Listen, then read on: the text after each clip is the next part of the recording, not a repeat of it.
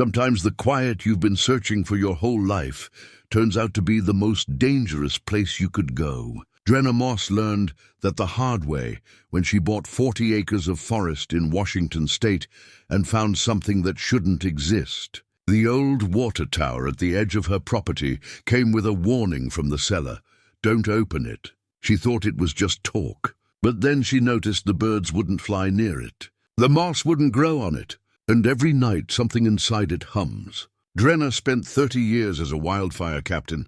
She knows when something's wrong. And that tower is very wrong. What's inside that rusted structure that even the forest is afraid of? Before we jump back in, tell us where you're tuning in from. And if this story touches you, make sure you're subscribed, because tomorrow I've saved something extra special for you. The first thing Drenna Moss noticed when she pulled up the gravel road 3 weeks earlier was the silence. Not the peaceful kind she'd imagined during all those sleepless nights in Reno, but something deeper, something that made her turn off the engine and just sit there in her truck, listening. The forest pressed in on all sides of the narrow drive. Douglas firs so tall they seemed to hold up the grey October sky. No birds called. No squirrels chattered. Just the ticking of her cooling engine and the whisper of wind through branches overhead. She'd driven 11 hours straight from Nevada, her entire life packed into a U-Haul trailer that had seen better days. At 60 years old, most people would think she was crazy for trading a comfortable retirement condo for 40 acres of wilderness and a ranger's outpost that hadn't been occupied in months. Most people would be right to think it.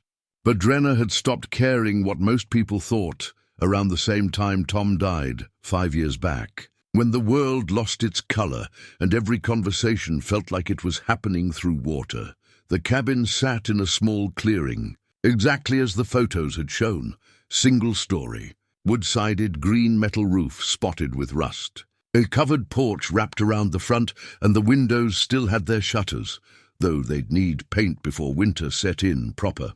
It wasn't much, but it was hers, paid in full with the life insurance money she'd been too paralyzed to touch until now. Tom would have liked it out here. He'd always talked about retiring somewhere quiet, somewhere they could finally hear themselves think after 30 years of sirens and radio chatter and the constant, grinding pressure of keeping people alive. Drenna climbed out of the truck, her knees protesting the long drive. She was a solid woman, built for endurance rather than speed. With grey hair she kept short because anything else was a nuisance in the field. Her hands were scarred from 1,000 small burns and cuts, the price of 3 decades managing wildfire logistics across 6 western states. She'd coordinated crews, supply lines, evacuations, medical transports. She'd made decisions that saved lives and decisions that cost them. And every single one of those choices lived in her chest, like stones she'd swallowed whole. The air smelled right, at least.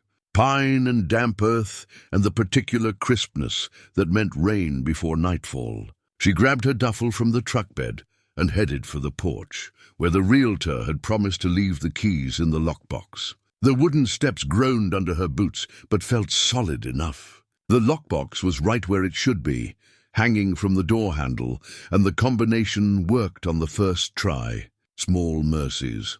Inside, the cabin was exactly what she'd expected. Basic, functional, a little musty. One main room served as kitchen and living area, with a wood stove in the corner, and counters that had seen better decades. 2 small bedrooms branched off the back, and a bathroom that would need some work before winter. The previous owner had left the place mostly clean, which was more than many sellers bothered with. Drenna set her duffel on the sagging couch and walked to the kitchen window. That's when she saw it for the first time in person. The tower. It stood at the northeast edge of the clearing, maybe 200 yards from the cabin, rising 40 feet into the air like a rusted finger pointing at God. The photographs hadn't done it justice, or maybe they'd been deliberately misleading. This wasn't a water tower in any conventional sense. The structure was perfectly cylindrical, built from riveted metal that had oxidized to a deep orange-brown, with none of the tank-style bulb you'd expect on top. Instead, it simply ended in a flat cap, and about 20 feet up there was a door, round like a hatch on a ship, hanging slightly open. Even from this distance, even through the window, Drenna felt something wrong about it. The way it sat in the clearing, the way the trees seemed to lean away from it rather than toward it, the way her eyes wanted to slide off it and look at something else. Anything else? The seller's words came back to her, spoken in the parking lot of a diner in Spokane, where they'd met to sign the papers. He'd been a lean man with pale eyes, maybe 50, maybe 70, hard to tell. He'd barely said 10 words during the whole transaction, just pushed the documents across the table with hands that trembled slightly. But at the end, when Drenna had the keys in her hand and the deed in her bag, he'd leaned forward and said, "Don't open the tower." She'd laughed, thinking he was joking. "Is it unsafe?" "Just don't open it," he'd repeated, and then he'd gotten in his car and driven away, leaving her standing there in the parking lot with questions she couldn't ask now. Looking at the thing, she understood he hadn't been joking. There was something about it that made the hair on her arms stand up, some instinct that had kept her alive through 3 decades of dancing with wildfires. She'd learned to trust that instinct. It was the difference between coming home and being carried home. Drenna turned away from the window and started unpacking. She'd think about the tower later. Right now, she had work to do.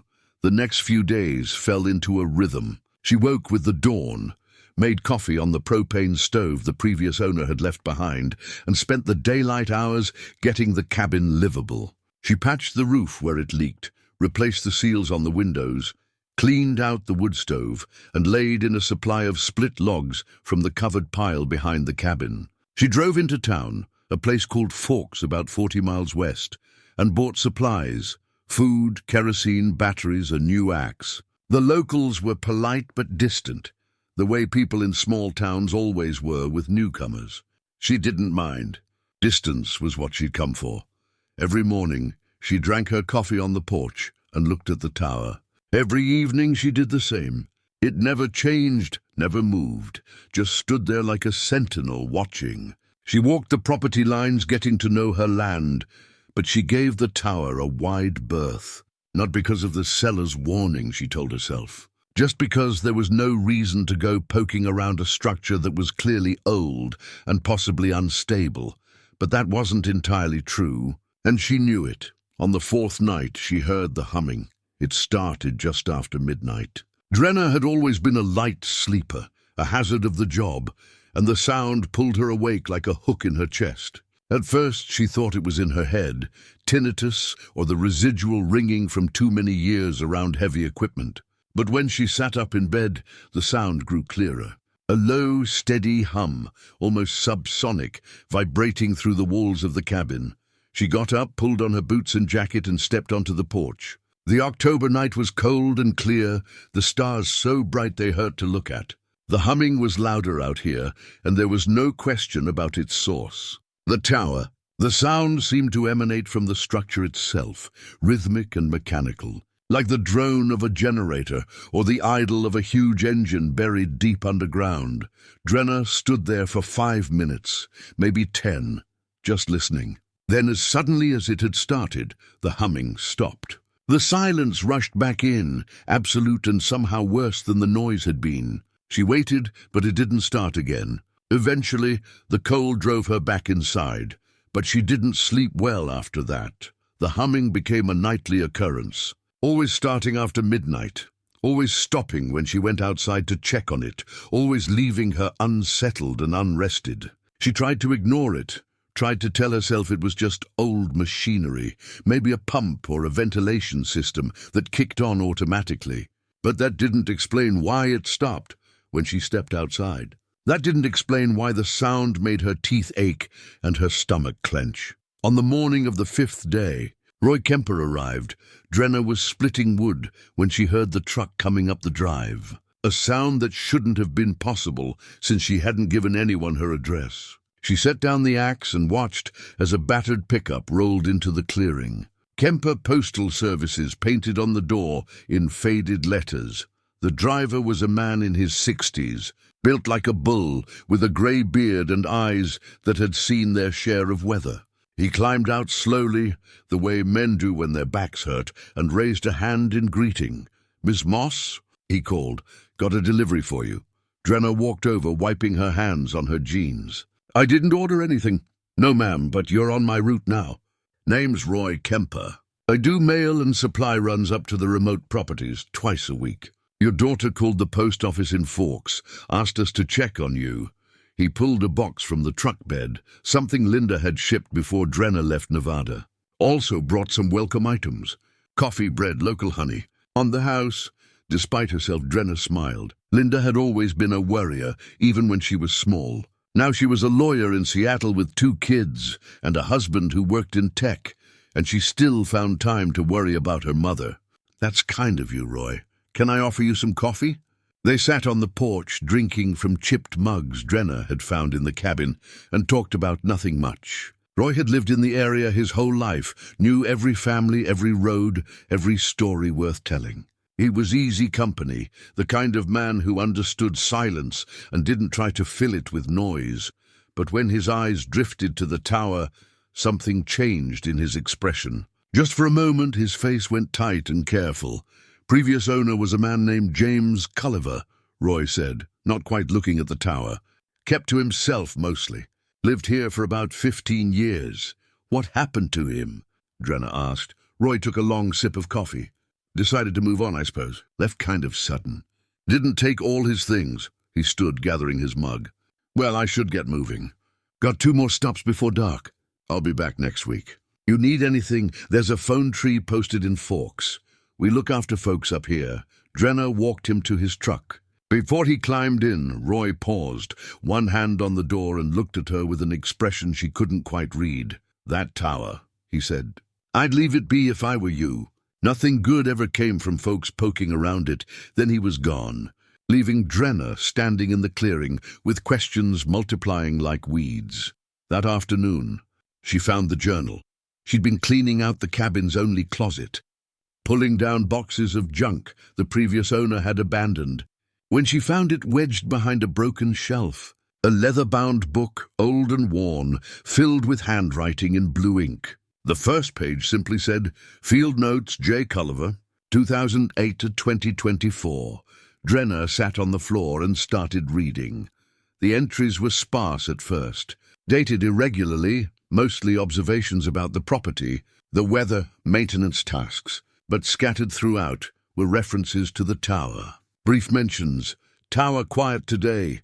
Check tower perimeter. No changes." Then, about halfway through the journal, the entries changed. They became more frequent, more detailed, more concerned. "The humming is getting louder. Can hear it inside the cabin now. Tried to find records of the tower's construction. Nothing in county files. Nobody at the utility company knows anything about it. The isolation is harder than I expected. Starting to understand why the previous owner left. Saw lights last night. Blue, coming from inside the tower. Didn't investigate. The final entry was dated 3 months ago. I can't stay here anymore. Whatever's in that tower, it's getting stronger. I feel it watching me. I feel it in my dreams. Someone else will have to deal with this. I'm done." Drenna closed the journal and sat there as the afternoon light faded, holding 30 years of questions in her hands, wondering what exactly she'd bought herself when she signed those papers in Spokane. The storm hit on week 4, rolling in from the Pacific with the kind of fury that made the cabin walls creak and the trees bend like dancers. Drenna woke to thunder that shook the windows and rain hammering the roof like gravel. The clock read 3 in the morning. She lay there listening to the storm's rage, remembering other nights, other storms. The times when nature reminded humans exactly how small they were. Lightning flashed, turning the world white for an instant, and in that flash, Drenna saw something that made her sit bolt upright. The tower door, the round hatch 20 feet up that had been sealed shut since she arrived. It was open.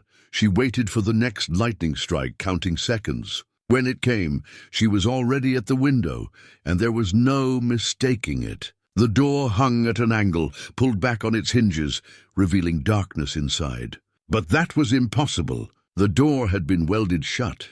She'd examined it herself with binoculars. seen the crude weld marks around the frame, the rust where metal had been fused to metal. Drenna pulled on her boots and rain gear, grabbed a flashlight, and stepped out into the storm. The rain was cold and hard, running down her neck despite the hood, but she barely noticed. She moved across the clearing, the flashlight beam swinging wildly, until she stood at the base of the tower. The ground around the structure was churned mud, but even in the rain, even in the dark, she could see there were no footprints, no marks of a ladder, no tire tracks, nothing to indicate how anyone could have reached that door, 20 feet off the ground, to open it from the outside. But the weld marks were broken. She could see that much. The metal torn apart, as if something had pushed from the inside with enormous force, bending the frame, snapping the welds like they were made of clay from the inside. Lightning struck close enough that the thunder followed almost instantly. And in that flash, Drenna saw into the darkness beyond the door.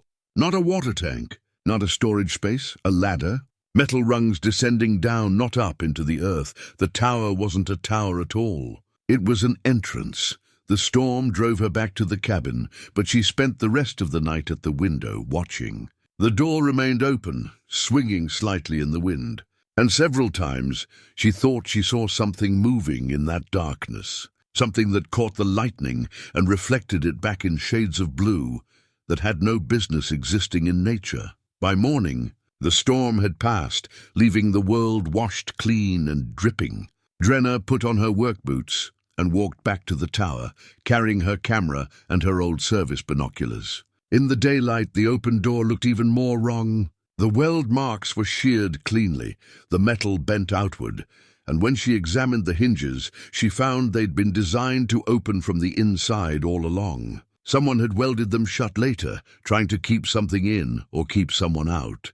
She photographed everything. The door, the broken welds, the ladder descending into darkness. She tried to estimate the depth, but lost count of the rungs somewhere past 30. The air coming up from below was cold, far colder than it should be, and carried a smell she couldn't identify. Metallic, chemical, wrong. The hatch at the base of the tower remained locked, just as it had been. A modern padlock, industrial strength, securing a handle that looked like it belonged on a submarine. She pulled out her phone to take a photo and noticed something odd. No signal. Her phone worked fine everywhere else on the property, but here, within 20 feet of the tower, it showed 0 bars. She took the photos with her camera instead, then stepped back to the tree line to study the tower from a distance. The structure made no sense. No water pipes, no electrical lines, no obvious purpose except to mark the entrance to whatever lay below. And that entrance had been sealed deliberately by someone who wanted to make sure it stayed sealed until last night, when something opened it from the inside. Drenna walked back to the cabin, her mind churning through possibilities, each more unsettling than the last. She downloaded the photos to her laptop, and that's when she discovered the second impossibility. The images were corrupted. Not completely, but corrupted in ways that made her skin crawl. Shadows appeared where there should be none. The ladder seemed to twist in ways that defied geometry. And in 3 of the photos, there was something in the darkness at the bottom of the shaft. A shape, humanoid but wrong, watching the camera with eyes that reflected the flash like an animal's. She deleted those photos immediately, then felt foolish for being so spooked. Probably just artifacts from the camera's sensor, water damage from the rain, her imagination filling in gaps with fears. But she'd seen enough wildfires to know when smoke meant fire. That afternoon, Roy's truck rumbled up the drive. Drenna met him at the porch, and he must have seen something in her face, because his expression went from friendly to concerned in an instant. "You all right, Miss Moss?" "The tower," she said. The door opened during the storm. From the inside, Roy's jaw tightened. He looked past her to where the tower stood, that door hanging open like a wound, and something old and sad crossed his face. "You didn't go inside, did you?" "No, but I need to know what it is, Roy. What's down there?" He was quiet for a long moment, weighing something. Finally, he sighed and sat down heavily on the porch steps. Drenna sat beside him. "My brother worked at the old military base," Roy said. "About 60 miles east of here. Place shut down in 91, but before that, it was active through the Cold War. He never talked about what went on there, but near the end, before he passed, he mentioned installation sites. Said there were facilities all through these mountains, bunkers and storage site and things that didn't have names. Said some of them were still active, still being watched even after the base closed. You think this is one of them? I know it is. Gulliver, the man who lived here before you, he wasn't just some retiree looking for peace and quiet. He was paid to be here, to watch that tower, to make sure nobody went inside and nothing came out. Drenna's hands had gone cold. What's inside, Roy? I don't know. My brother didn't know, or if he did, he never said. But 3 families have owned this property since the 70s, Ms. Moss. 3 families, and all of them left. The first one just packed up one day and never came back. The second family, husband disappeared. They found his truck at the base of the tower, but no body. Wife and kids moved away within the week. Gulliver lasted the longest, but you saw his journal. You know how it ended. Why didn't you tell me this before? Roy looked at her with tired eyes. Would you have believed me? Would you have thanked me for warning you off the best land deal in the state? Or would you have thought I was some crazy old man telling ghost stories? He stood, his knees popping. Besides, most folks, they come up here. They feel something wrong about that tower, and they leave it alone. But you're not most folks, are you? I spent 30 years managing wildfires, Drenna said quietly. I'm used to things that don't make sense until you get close enough to understand them. Fires follow rules. Ms. Moss, physics, chemistry, that tower doesn't follow any rules, I understand. He walked to his truck, then paused. If you're smart, you'll pack up and leave. Sell the property to the next fool who comes along, someone who doesn't ask questions. But if you're determined to stay, then at least promise me you won't go inside. Whatever's down there, it's been locked away for a reason. After Roy left, Drenna sat on the porch and thought about fires. She'd seen them do impossible things.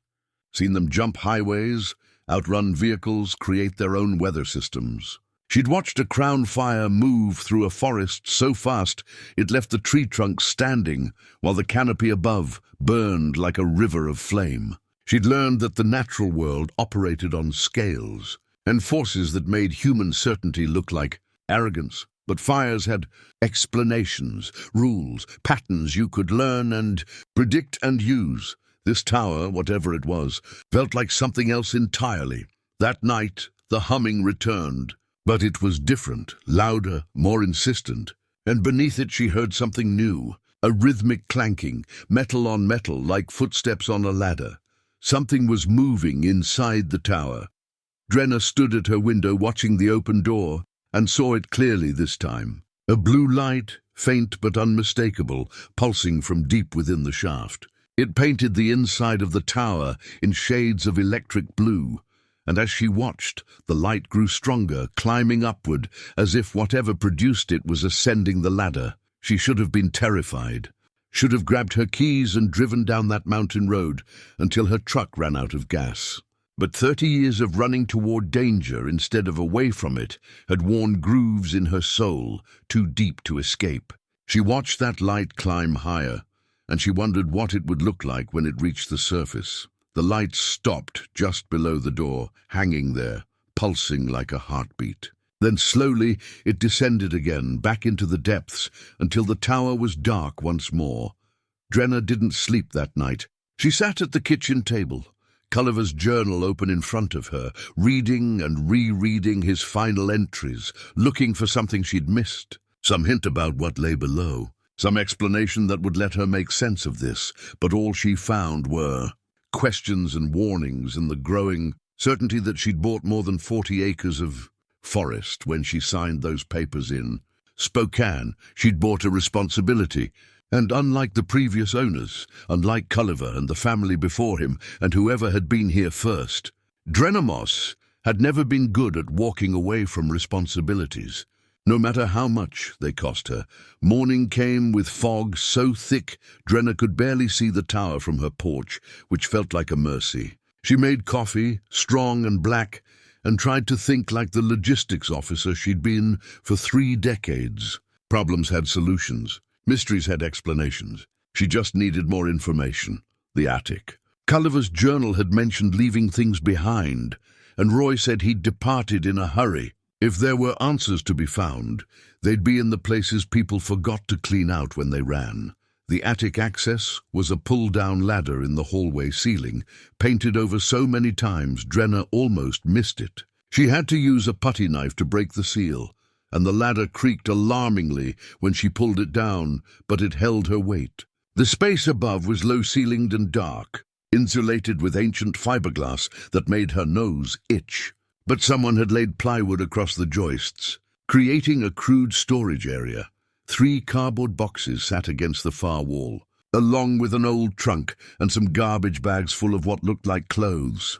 Drenna dragged everything to the access hole and lowered it down piece by piece, then climbed down herself, sneezing from the dust. In the kitchen, with better light, she opened the first box.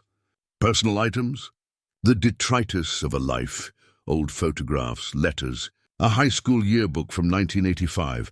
James Culliver had been someone's son, someone's friend before he became the man who watched the tower. She set those aside gently, respectful of the privacy, even if he'd left them behind. The second box was more promising. Maps, dozens of them. Topographical surveys of the area, some dating back to the 1950s. The property was marked on each one, and on the older maps the tower was labelled differently. Site 7, Observation Post 7, Installation 7B. Red circles marked its location, and someone had written notes in the margins. Dates spanning from 1952 to what looked like last year. Drenna spread the maps across the kitchen table, studying them. The tower had been here since at least 1952, maybe longer. The surrounding area was marked with similar sites, numbered 1 through 12, scattered across the Cascade Range. Whatever this was, it wasn't isolated. It was part of a network. The third box held the real prize. Documents, official-looking papers with government letterhead, though much of the text was blacked out with heavy marker. She found correspondence between agencies she'd never heard of, requisition forms for equipment, supply manifests. Most of it was gibberish without context, but certain words appeared repeatedly. Containment, monitoring, stabilization, protocol, and buried near the bottom, she found Culliver's personal journal, different from the field notes she'd already read. This one was older, the entries dating back to when he first took the position, March 2008. Accepted contract with Consolidated Services Limited. Position, Site Maintenance and Observation. Location 7B, pay is excellent, housing provided. They say it's routine work, just checking equipment and filing reports. Seems easy enough for a man with my skills. April 2008. Arrived at property. The tower is larger than I expected. Met with outgoing observer, a woman named Torrance. She seemed eager to leave. When I asked about the daily routine, she said, "Don't open it, don't go near it after dark. And file your reports on time." That was the extent of her training. May 2008, first monthly report filed. Nothing to report as expected. The tower is quiet. I spend my days maintaining the cabin and walking the property. It's peaceful here. I could get used to this. The entries continued in that vein for years. Routine observations, maintenance notes, occasional mentions of supply deliveries and report filings. But around 2015, the tone shifted. January 2015, the humming is new. Started 3 nights ago. Low frequency, almost subsonic. I can feel it more than hear it. Called the regional supervisor, was told it's normal, part of the system's operation. What system? They wouldn't elaborate. March 2016, received equipment shipment. Geiger counter, frequency analyzer, seismic monitor. Instructions, document any anomalies, report immediately. I'm starting to think routine observation was a polite lie. October 2018, 7 years here. The isolation is harder than I expected. Haven't had a real conversation in months. The tower is all I think about anymore. What's inside? Why guard something so carefully if it's not dangerous? Or valuable, or both? The final entries were the most disturbing. May 2024, the door mechanism is failing. I can hear it in the humming, a new quality to the sound, like something straining against restraint. I filed an urgent report. They said someone would come to inspect. No one has arrived. June 2024, requested extraction. This was supposed to be a simple job. They lied to me. They lied to all of us. Whatever's in that tower, it's waking up, and I don't want to be here when it does. July 2024, final entry. I'm leaving tonight. They can find someone else. They can do whatever they want with this place. I'm done being part of this. The journal ended there. 2 months later, Roy said Culliver had been found dead in Oregon. Drenna sat back, her coffee gone cold, and tried to process what she'd learned. This wasn't some abandoned government facility. It was still active, still being monitored, and whoever was in charge had been paying people to watch it for over 70 years. They'd lied to those observers, given them minimal information, and when things went wrong, they'd left them to deal with the consequences alone. She pulled out her laptop and started researching. Consolidated Services LLC, no website, no public records. A shell company, probably, designed to obscure whoever was really running this operation. She tried searching for the other installation sites marked on the maps, but found nothing. No public mention, no historical records, no digital footprint whatsoever. That level of secrecy suggested military. But the military base had closed in 1991. Who was running this now? And why? She found Culliver's death certificate in a folder of personal papers. Cause of death, exposure. Found deceased in a remote area of Searslaw National Forest, approximately 300 miles south of his last known address. No suspicious circumstances noted. Case closed. Drenna had seen enough death in her career to know that exposure was code for "we don't want to look too closely." A man leaves his home in July, drives 30 miles, and dies of exposure in a forest in summer. That wasn't misadventure.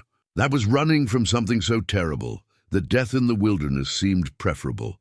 She opened the trunk next. Inside, she found equipment. The Geiger counter Culliver had mentioned, still in its case. A frequency analyzer, professional grade, worth thousands of dollars. Binoculars with night vision capability. A satellite phone, its battery long dead. And at the bottom, a handgun loaded with 2 spare magazines.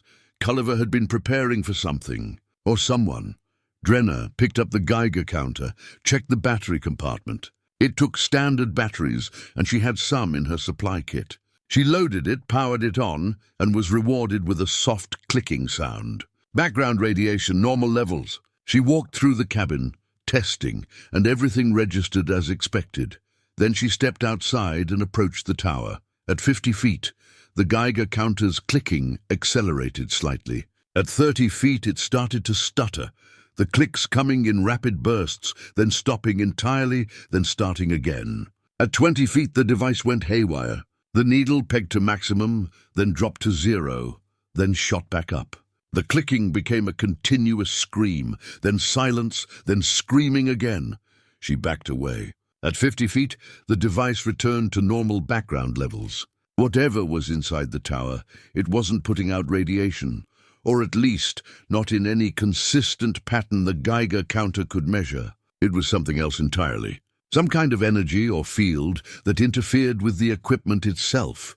Drenna marked the perimeter with wooden stakes, establishing a clear boundary at 50 feet. Inside that circle, reality didn't work the way it should.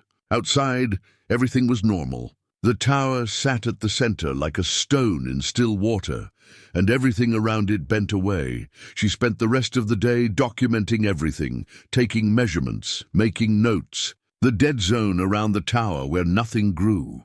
The way birds refused to fly over it. The temperature differential, 2 degrees colder within 20 feet of the structure. The soil samples she collected, which looked normal but felt wrong somehow, too clean, too sterile. By evening, she had a notebook full of observations and no explanations. Science could describe what was happening, but not why. The tower remained a mystery, and mysteries in her experience meant danger. That night, she called Linda. Her daughter answered on the second ring, and the familiar voice brought a rush of homesickness so strong it hurt. "Mom, everything okay?" "Everything's fine, honey. I just wanted to hear your voice." They talked for an hour, about Linda's work, about the grandkids, about everything except the tower. Drenna kept her voice light and steady, the way she had during fire season when Linda was young and worried. "Don't let them see the fear. Don't let them know how bad it really is. You sure you're okay up there?" Linda asked, a lawyer's instinct for evasion. "You sound tired. Just settling in?" "It's an adjustment, being alone. You don't have to be alone, Mom. You could sell that place, move to Seattle. We've got room." Drenna smiled despite herself. "I know, honey, but I need this. I need the quiet." After they hung up, Drenna sat in the dark cabin and listened to that quiet. It wasn't peaceful anymore. It was watching, waiting, holding its breath. The tower stood invisible beyond the window, but she felt its presence like pressure against her skull. She'd lied to Linda, not about being okay, though that was debatable, but about needing the quiet. What she needed was purpose, and she'd thought isolation would give her that. Instead, she'd found a mystery that was eating at her the way fire ate timber, slow at first, then all at once. The humming started at midnight, right on schedule. Drenna stood at the window and watched the tower's silhouette against the stars. The blue light pulsed deep within, climbing and descending, a rhythm like breathing. She thought about Culliver, alone in this cabin, watching that same light night after night, year after year, until it drove him to run. But Culliver had been alone. Drenna still had connections, resources, people who cared whether she lived or died. That made all the difference.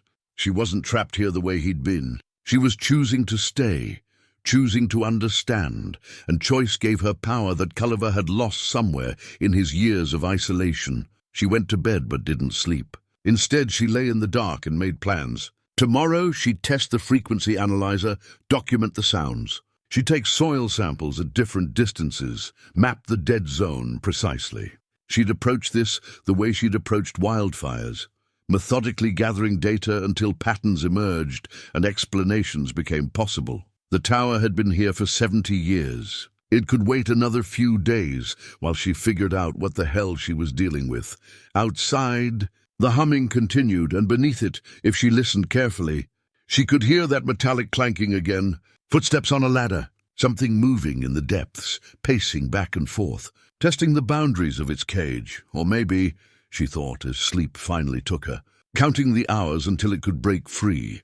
The Geiger counter became Drenna's constant companion over the next few days. She mapped the radiation anomalies in precise detail, creating a chart that showed the interference pattern like ripples in a pond.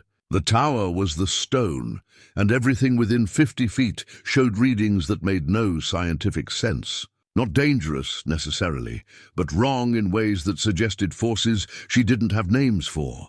She set up the frequency analyzer on the porch, pointing it at the tower, and let it run continuously. The device confirmed what her body had been telling her all along.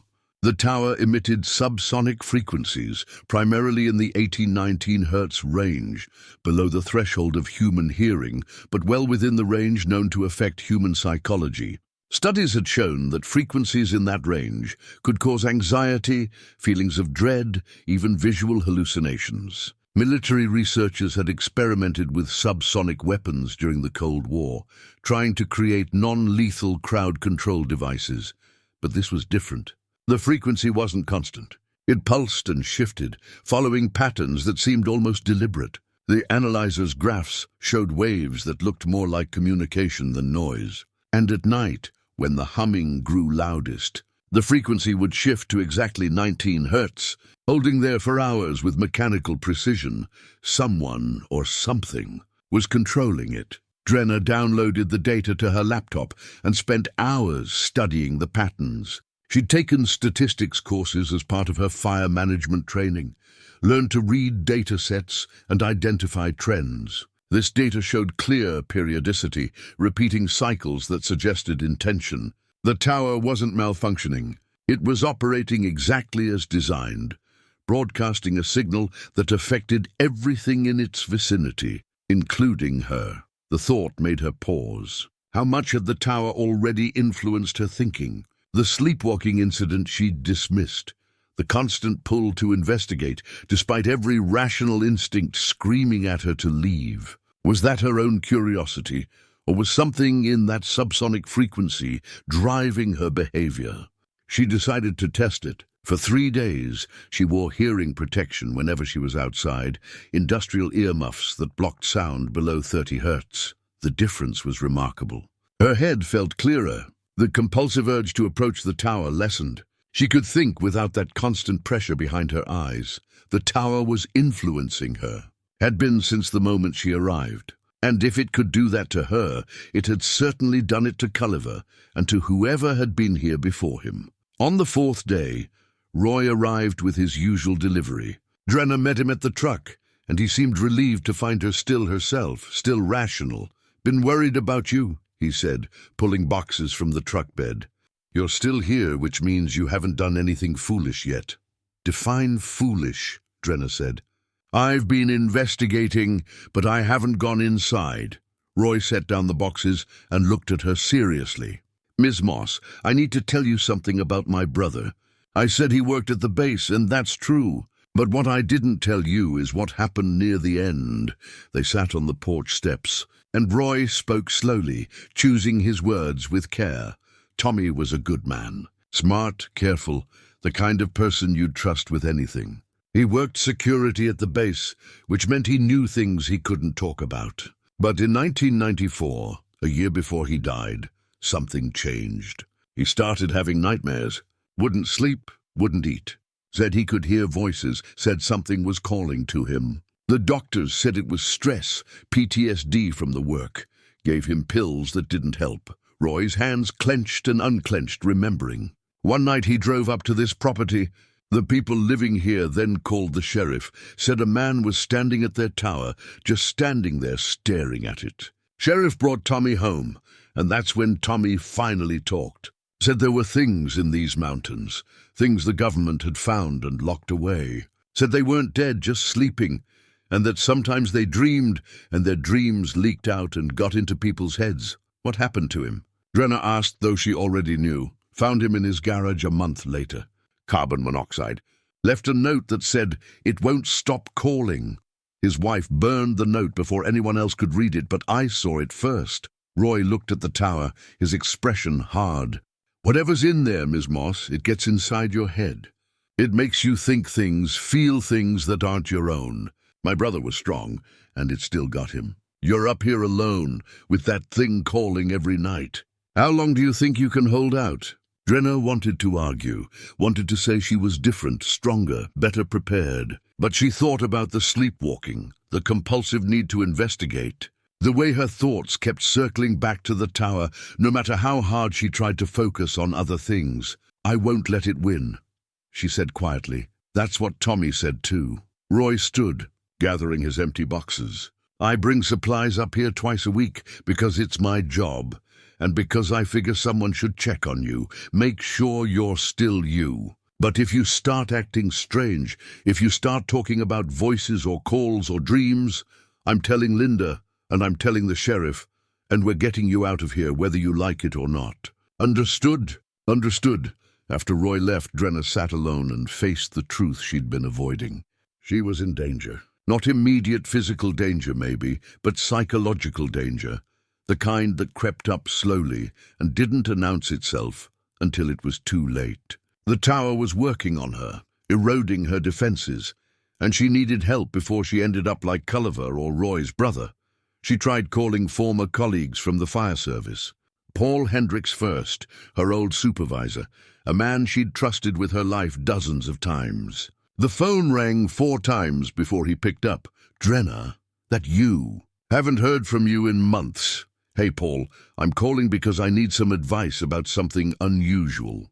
There was a pause, longer than natural. "What kind of unusual?" She explained carefully, leaving out the most unbelievable parts, framing it as a property dispute with unclear ownership history. But as she talked, she heard something odd in Paul's responses. His tone was flat, almost robotic, and his suggestions were all variations of the same theme. "Leave it alone. Don't investigate, respect the boundaries. Maybe you should listen to the warnings." "Dren," he said, using a nickname he hadn't called her in years. Some fires aren't meant to be fought. Some things are better left untouched. The phrasing stopped her cold. It was too similar to what Roy had said, what the seller had said, what Culliver had written, as if they'd all been given the same script. Paul, are you okay? You sound different. I'm fine. Just tired. Look, I have to go. Good luck with whatever you're dealing with. He hung up before she could respond. Drenna tried 2 more calls to other friends from the service and got similar responses. Everyone urged her to stop investigating, to leave things alone, to accept that some mysteries weren't meant to be solved. And everyone sounded wrong. Their voices too measured, their advice too uniform. Either they were all being influenced somehow, or she was paranoid and reading patterns that didn't exist. Neither possibility was comforting.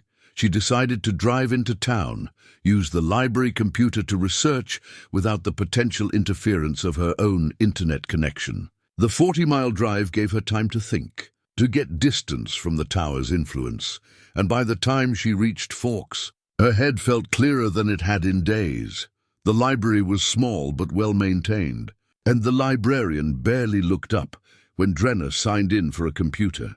She started with searches for Project Acoustic Shell, the Cold War program Culliver's documents had mentioned. Most of the results were conspiracy websites and declassified documents that had been redacted to meaninglessness, but she found enough to confirm the basics. The US government had experimented with subsonic frequencies as weapons and control mechanisms from the 1950s through the 1970s.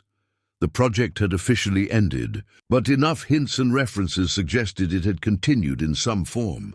Buried under other names and budgets, she searched for the other installation sites marked on Culliver's maps.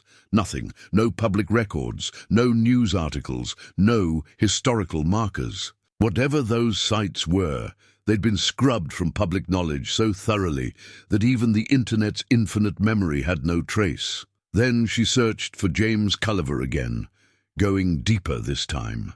She found his obituary in an Oregon newspaper. July 15, 2024. Cause of death, exposure. Services private. No family listed, but when she searched for his name in the same paper's archives, going back years, she found something else. A classified ad from 2008. Seeking site observer for remote location. Maintenance and documentation duties. Long-term contract. Excellent compensation. Discretion required. Contact Consolidated Services Ltd. The same ad appeared in papers across the region, dating back decades, always placed by Consolidated Services Ltd. Always seeking site observers. Always promising excellent compensation and requiring discretion. They'd been recruiting people for these positions for over 70 years. Hiring them to watch installations nobody else knew existed, paying them to keep secrets they barely understood themselves. Drenna felt sick. This wasn't some abandoned Cold War relic. This was an active operation, and she'd walked right into the middle of it.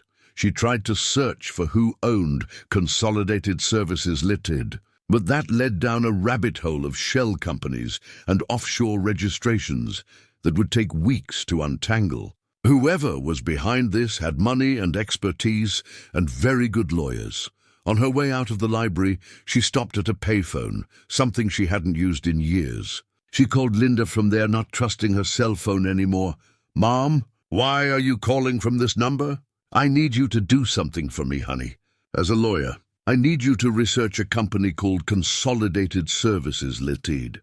Find out who owns it, who runs it, everything you can dig up." "What's going on?" Linda's voice had gone sharp with worry. "I can't explain right now. But if something happens to me, if I don't check in regularly, I need you to know where to look." "Mom, you're scaring me." "I'm being careful, I promise. Just do this for me, okay? And Linda, if I start acting strange, if I say things that don't sound like me, if you get worried for any reason, come get me. Don't ask permission, don't wait. Just come. I'm coming up there this weekend. No, give me 2 weeks. I need to figure some things out first. But 2 weeks, okay? Mark it on your calendar. If you don't hear from me by then, come find me." She hung up before Linda could argue, then drove back to the property with her mind racing. 2 weeks. She had 2 weeks to understand what the tower was, what it wanted, and how to protect herself from its influence. After that, whether she'd solved the mystery or not, she'd have Linda as a failsafe, someone to pull her out if she went too deep. The sun was setting as she pulled up the drive, painting the tower in shades of rust and shadow. It looked harmless in the fading light, just an old structure marking the passage of time. But Drenna knew better. She'd seen the data, heard the sounds, felt the pull. That night she had the dream. In the dream, Drenna walked across the clearing toward the tower, her feet bare on the cold ground. The moon was full and impossibly bright, turning everything silver and sharp. The tower door hung open, that blue light pulsing from within like a heartbeat made visible. She knew she should stop, knew she should turn back, but her body moved forward without her permission, drawn by something stronger than will. She reached the ladder and began to descend, down into darkness that was somehow illuminated, down past layers of earth and stone, down to where the blue light grew brighter and the air grew colder, and the humming became words she almost understood. At the bottom, a figure waited, tall and wrong, with eyes that reflected the light like mirrors, reaching toward her with hands that had too many joints. Drenna woke standing at her front door, hand on the knob, her bare feet muddy and cold. Dawn was just breaking, painting the sky in shades of grey. She looked down at herself. Her pajamas were soaked with dew. The porch boards beneath her feet were wet with her footprints, a trail leading from her bedroom to the door. She'd walked in her sleep, tried to leave, would have walked right out into the clearing if some part of her hadn't woken in time. She stepped back from the door, her heart hammering. This was new. The tower had reached into her sleeping mind, tried to pull her out. If she'd made it to the tower itself, if she'd descended that ladder while unconscious, she might never have come back. The realization settled over her like a cold weight. She couldn't stay here anymore. Not safely, not alone, but leaving felt like surrender, and Drenna Moss had never surrendered in her life. Not to fires that threatened whole towns, not to bureaucrats who tried to cut her budget, not to grief when Tom died. She'd always found a way to fight back, to turn defense into offense, to solve problems instead of running from them. She just needed to understand the rules first. Over the next 3 days, Drenna threw herself into investigation with the focus she'd once brought to managing complex fire operations. She ordered equipment online and had it delivered by Roy, a more sophisticated frequency analyzer, motion-activated cameras, electromagnetic field detectors, even a package of sleeping pills strong enough to knock out a horse. If the tower was going to invade her dreams, she'd simply stop dreaming. The new frequency analyzer was a revelation. It could break down the tower's emissions into component frequencies, showing not just the primary 19 Hz wave, but dozens of harmonics and subharmonics layered beneath. The pattern was too complex to be random, too structured to be natural. Someone had engineered this signal with the precision of a musical composition, each frequency chosen to interact with human neurology in specific ways. The 19 Hz primary wave created the sense of dread, the feeling of being watched. But beneath it, she found frequencies in the alpha wave range, 8 to 13 Hz, the same range human brains produced during meditation and relaxation. And even deeper, delta waves, 1-4 Hz, the frequencies of deep sleep and unconsciousness. The tower was broadcasting a signal designed to affect human consciousness at multiple levels simultaneously, making people anxious enough to stay away while also making them suggestible, vulnerable to outside influence. And at night, when the delta waves strengthened, it could reach into sleeping minds and plant suggestions. Images, compulsions. Drenna documented everything, took measurements at different times of day, mapped how the signal strength varied. She found that the tower's influence weakened during daylight hours and peaked between midnight and 4 in the morning. The pattern suggested a cycle, as if whatever powered the signal operated on a schedule or responded to external factors she couldn't measure. She set up the motion-activated cameras around the tower's perimeter, hoping to catch visual evidence of whatever moved inside. The cameras had night vision capability and could detect heat signatures. If something was climbing that ladder, she'd see it. The first night, the cameras captured nothing but swaying trees and passing clouds. The second night, the same. But on the third night, just after midnight, all 4 cameras shut off simultaneously. Not ran out of battery, not lost signal, but shut off completely, as if someone had flipped a switch. When Drenna checked them in the morning, they were functional again, but the memory cards had been wiped clean. Something didn't want to be recorded. She tried different approaches. Set up cameras farther back, hidden in trees. Used older equipment that didn't rely on digital storage. Even tried leaving her phone recording video from the kitchen window pointed at the tower. Every attempt failed. Either the equipment malfunctioned, or the footage was corrupted, or the cameras shut off at critical moments.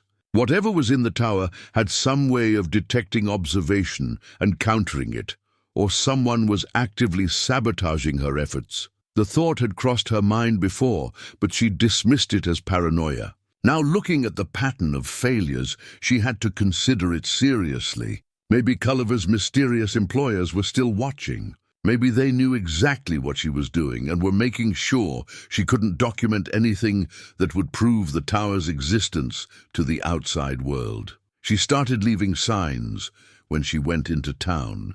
Subtle things that would tell her if anyone had been in the cabin while she was gone. A hair across a doorframe, a book placed at a specific angle, dust patterns on surfaces. Little tricks she'd learned from security protocols during fire season, when sabotage was a real concern. For a week, nothing. Then on the 8th day, the signs were disturbed. Someone had been inside. They'd been careful, but not careful enough. Her laptop had been moved slightly. Papers on her desk were in a different order, and when she checked her computer's logs, she found evidence of remote access during the hours she'd been in town. They were monitoring her, reading her research. Watching her progress, she should have felt violated, angry. Instead, she felt oddly validated. If they were going to such lengths to watch her, it meant she was on the right track. It meant the tower held secrets worth protecting. That night, Roy made an unscheduled visit. He pulled up just after dark, his truck's headlights cutting through the gloom, and Drenna met him on the porch with a sinking feeling. "You're not here for a social call," she said. Roy shook his head. He looked troubled, older than his years. "I need to tell you something, Ms. Moss. Something I should have told you weeks ago." They sat in the cabin, and Roy spoke in a low voice, as if worried someone might be listening. "I'm paid to report on you. Have been since you arrived. Someone contacts me every week, asks about your activities, your behavior, whether you've approached the tower. They pay me in cash, no names, no paper trail. I told myself it was harmless, that I was just keeping an eye on a neighbor, making sure you were safe. But you're not," Drenna said. "You're informing on me. I know. And I'm sorry. I needed the money, and it seemed like easy work. But things have changed.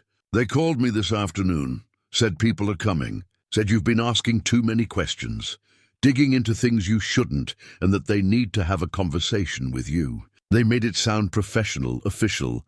But Ms. Moss, I've lived in these mountains long enough to know when something feels wrong. These people, whoever they are, they don't want to talk. They want to make sure you stop investigating, and they don't care how they do it." Drenna's hands had gone cold. "When are they coming?" "Tonight, maybe tomorrow. They wouldn't tell me exactly. Just said soon. That's why I drove up here as fast as I could. You need to leave. Right now. Pack what you need and get out of here before they arrive. And go where? They know who I am, where my daughter lives, everything about me. Running just delays things. Then what are you going to do?" Drenna looked at the tower through the window, that silent sentinel in the darkness. She'd spent her life running toward danger, not away from it. She'd walked into wildfires that could have killed her in seconds, made decisions under pressure that affected thousands of lives, stared down death more times than she could count. She wasn't about to start running now. "I'm going to make them tell me the truth," she said. "And if they won't, I'm going to go down there and find it myself." Roy stared at her. You can't be serious. You'll disappear just like the others, and nobody will ever know what happened to you. That's why I'm going to make sure somebody knows. Roy, I need you to do something for me. I need you to deliver a message to my daughter if I don't contact her by tomorrow night. Can you do that? Ms. Moss, can you do that? Roy hesitated, then nodded slowly. What's the message? Drenna wrote quickly, explaining everything she'd learned, every document she'd found, every observation she'd made. She included passwords to her cloud storage, where she'd backed up all her research, and specific instructions for Linda to contact both the media and federal authorities if anything happened. It wouldn't stop these people, but it would make Drenna's disappearance loud and public, which was the only protection she had. She sealed the letter and handed it to Roy. If you don't hear from me by 7 tomorrow evening, take this to Linda in Seattle. Don't mail it, don't leave it anywhere. Hand it to her personally. Roy took the letter, his face grave. You're making a mistake. Probably. But it's my mistake to make. After Roy left, Drenna prepared. She gathered supplies, flashlights, rope, first aid kit, water, a flare gun she'd found in Culliver's equipment. She dressed in layers, put on her hiking boots, and made sure her phone was fully charged, even though she knew it wouldn't work near the tower. Then she sat down and wrote a final entry in her journal, dated and timed, describing her intentions. If she didn't come back, at least there would be a record of what she'd tried to do. At 11 o'clock, she heard vehicles on the access road, 2 of them, moving slowly without headlights. They stopped just out of sight, engines idling. Waiting for midnight, probably. Waiting for the tower's influence to be strongest, Drenna didn't wait. She grabbed her pack, stepped out into the night, and walked straight to the tower. The open door hung before her like a mouth, blue light pulsing from the depths. The humming was so loud now it vibrated her bones, and beneath it she heard voices. Not speaking exactly, but calling, beckoning. She thought of Tom, dead 5 years. She thought of Linda and the grandkids she'd been too paralyzed by grief to spend enough time with. She thought of all the lives she'd saved during her career, and all the lives she'd failed to save. And she thought about how everything she'd done, every choice she'd made, had led her to this moment, standing at the threshold of something inexplicable. Well, she said to the darkness, let's find out what you are. She grabbed the first rung of the ladder and began to descend. The metal rungs were cold against her hands, and the air grew colder as she descended. 20 feet, 30, 40. The shaft was lit by that strange blue glow, emanating from below like bioluminescent algae in deep water. Drenna counted rungs to keep herself focused, to avoid thinking about what she'd find at the bottom. At 60 feet, she stopped to rest, her arms burning. She was 60 years old, in decent shape, but far from her prime. The ladder seemed to go down forever, disappearing into blue-lit darkness below. Above her, the entrance was a circle of starry sky, already distant and unreachable. She kept going. 70 feet, 80, 90. At 100 feet, her flashlight caught something besides the ladder shaft. The walls here were lined with panels, ancient-looking equipment with dials and gauges, and lights that still blinked in slow rhythms. Some of the labels were in English, but others were in languages she didn't recognize, or weren't languages at all, just symbols that hurt to look at too long. At 120 feet, the ladder ended. Drenna stepped off onto a metal platform, her legs shaking from the climb. She was in a circular chamber, perhaps 40 feet across, with a ceiling that arched overhead like a cathedral's dome. The walls were covered in that same strange equipment, and the blue light came from everywhere and nowhere, sourceless but bright enough to see by. And in the center of the room stood the cylinder. It was 8 feet tall, transparent, filled with clear fluid that seemed to glow with its own light. And suspended inside, connected to tubes and wires and things that looked like roots or veins, was a figure, a person or something like a person. Tall, perhaps 7 feet if it stood upright. Its skin was gray, smooth like polished stone. Its limbs were too long, too thin, jointed in places that made no anatomical sense. And its face, dear God, its face was almost human. 2 eyes closed as if in sleep, a nose-like structure, a mouth that was too wide and too thin. Drenna stood frozen, her mind refusing to process what she was seeing. This couldn't be real. This couldn't exist. But it was real, solid and present and undeniably there in front of her. An alien, a being from somewhere else, kept in stasis in a secret facility 100 feet below the Washington wilderness for who knew how long. She approached slowly, her scientific training warring with primal fear. Up close, she could see the being's chest rising and falling in slow, steady breaths. It was alive, maintained in some kind of suspended animation by machinery that mixed human technology with something far more advanced. Control panels surrounded the cylinder, covered in readouts and displays. Some showed vital signs, heartbeat and respiration and brain activity patterns that looked vaguely human. Others showed data she couldn't interpret, numbers and graphs and symbols that meant nothing to her. On a desk pushed against the wall, she found logbooks, dozens of them dating back decades. She opened the oldest, hands trembling, and read the first entry, August 15th, 1952. Subject retrieved from crash site, Cabinet Mountain Wilderness. Vessel destroyed, pilot gravely injured. Subject placed in stasis using recovered technology. Presidential order, containment and observation indefinite. Project designation Starfall.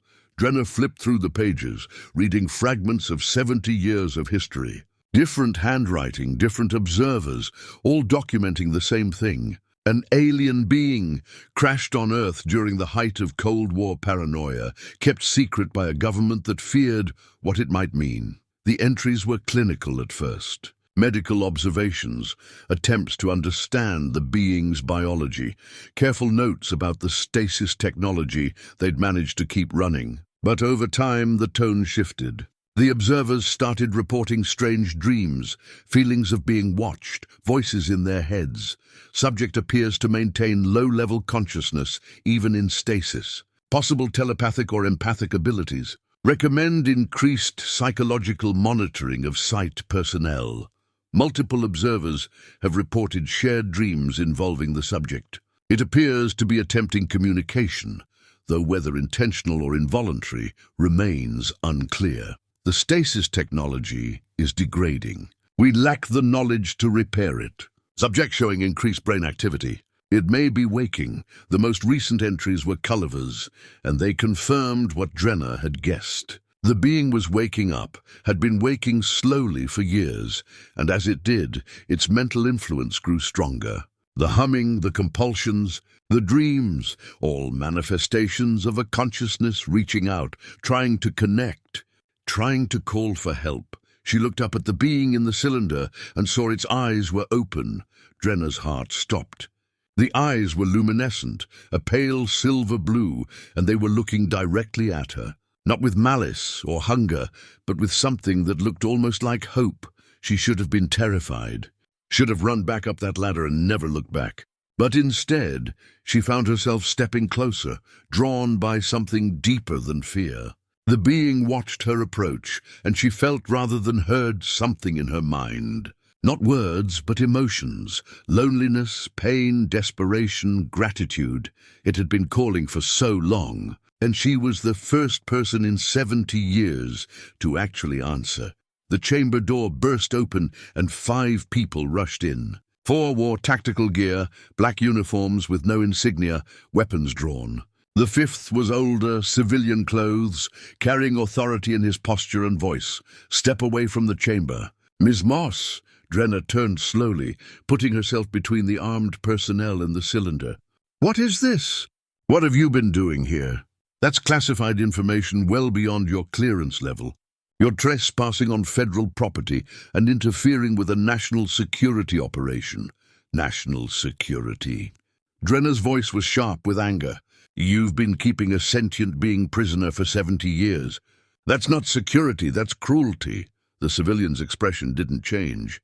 You don't understand the situation. Then explain it to me. He studied her for a moment, weighing something, then seemed to decide explanation was less trouble than force. In 1952, that thing crashed in the mountains north of here. We had no idea what it was, where it came from, or what it intended. The Cold War was at its peak. The military believed it might be a Soviet weapon, or something worse. So they contained it, studied it, tried to understand it, and after 70 years, what have you learned? That it's dangerous. That it has the ability to affect human minds, to plant thoughts and emotions and compulsions. That if we released it, or if it died and other members of its species came looking for answers, Earth could face a threat we're not prepared to handle. Or, Drenna said quietly, you could have learned that it's a person, lost, alone, trying to get home. That keeping it locked up like this is the most monstrous thing our species could do. That's a risk assessment you're not qualified to make. Neither are you. She turned back to the cylinder. The being's eyes were still on her, pleading. The stasis system is failing. Your own records say so. It's dying slowly, and you don't have the technology to save it. So what's your plan? Let it die in this cage? Or finally do the right thing and try to help it? The civilian's expression hardened. Our orders are clear. Containment above all else. If the system fails, we have protocols in place. You mean you'll kill it rather than risk letting it free? If necessary. Yes, Drenna felt rage building in her chest.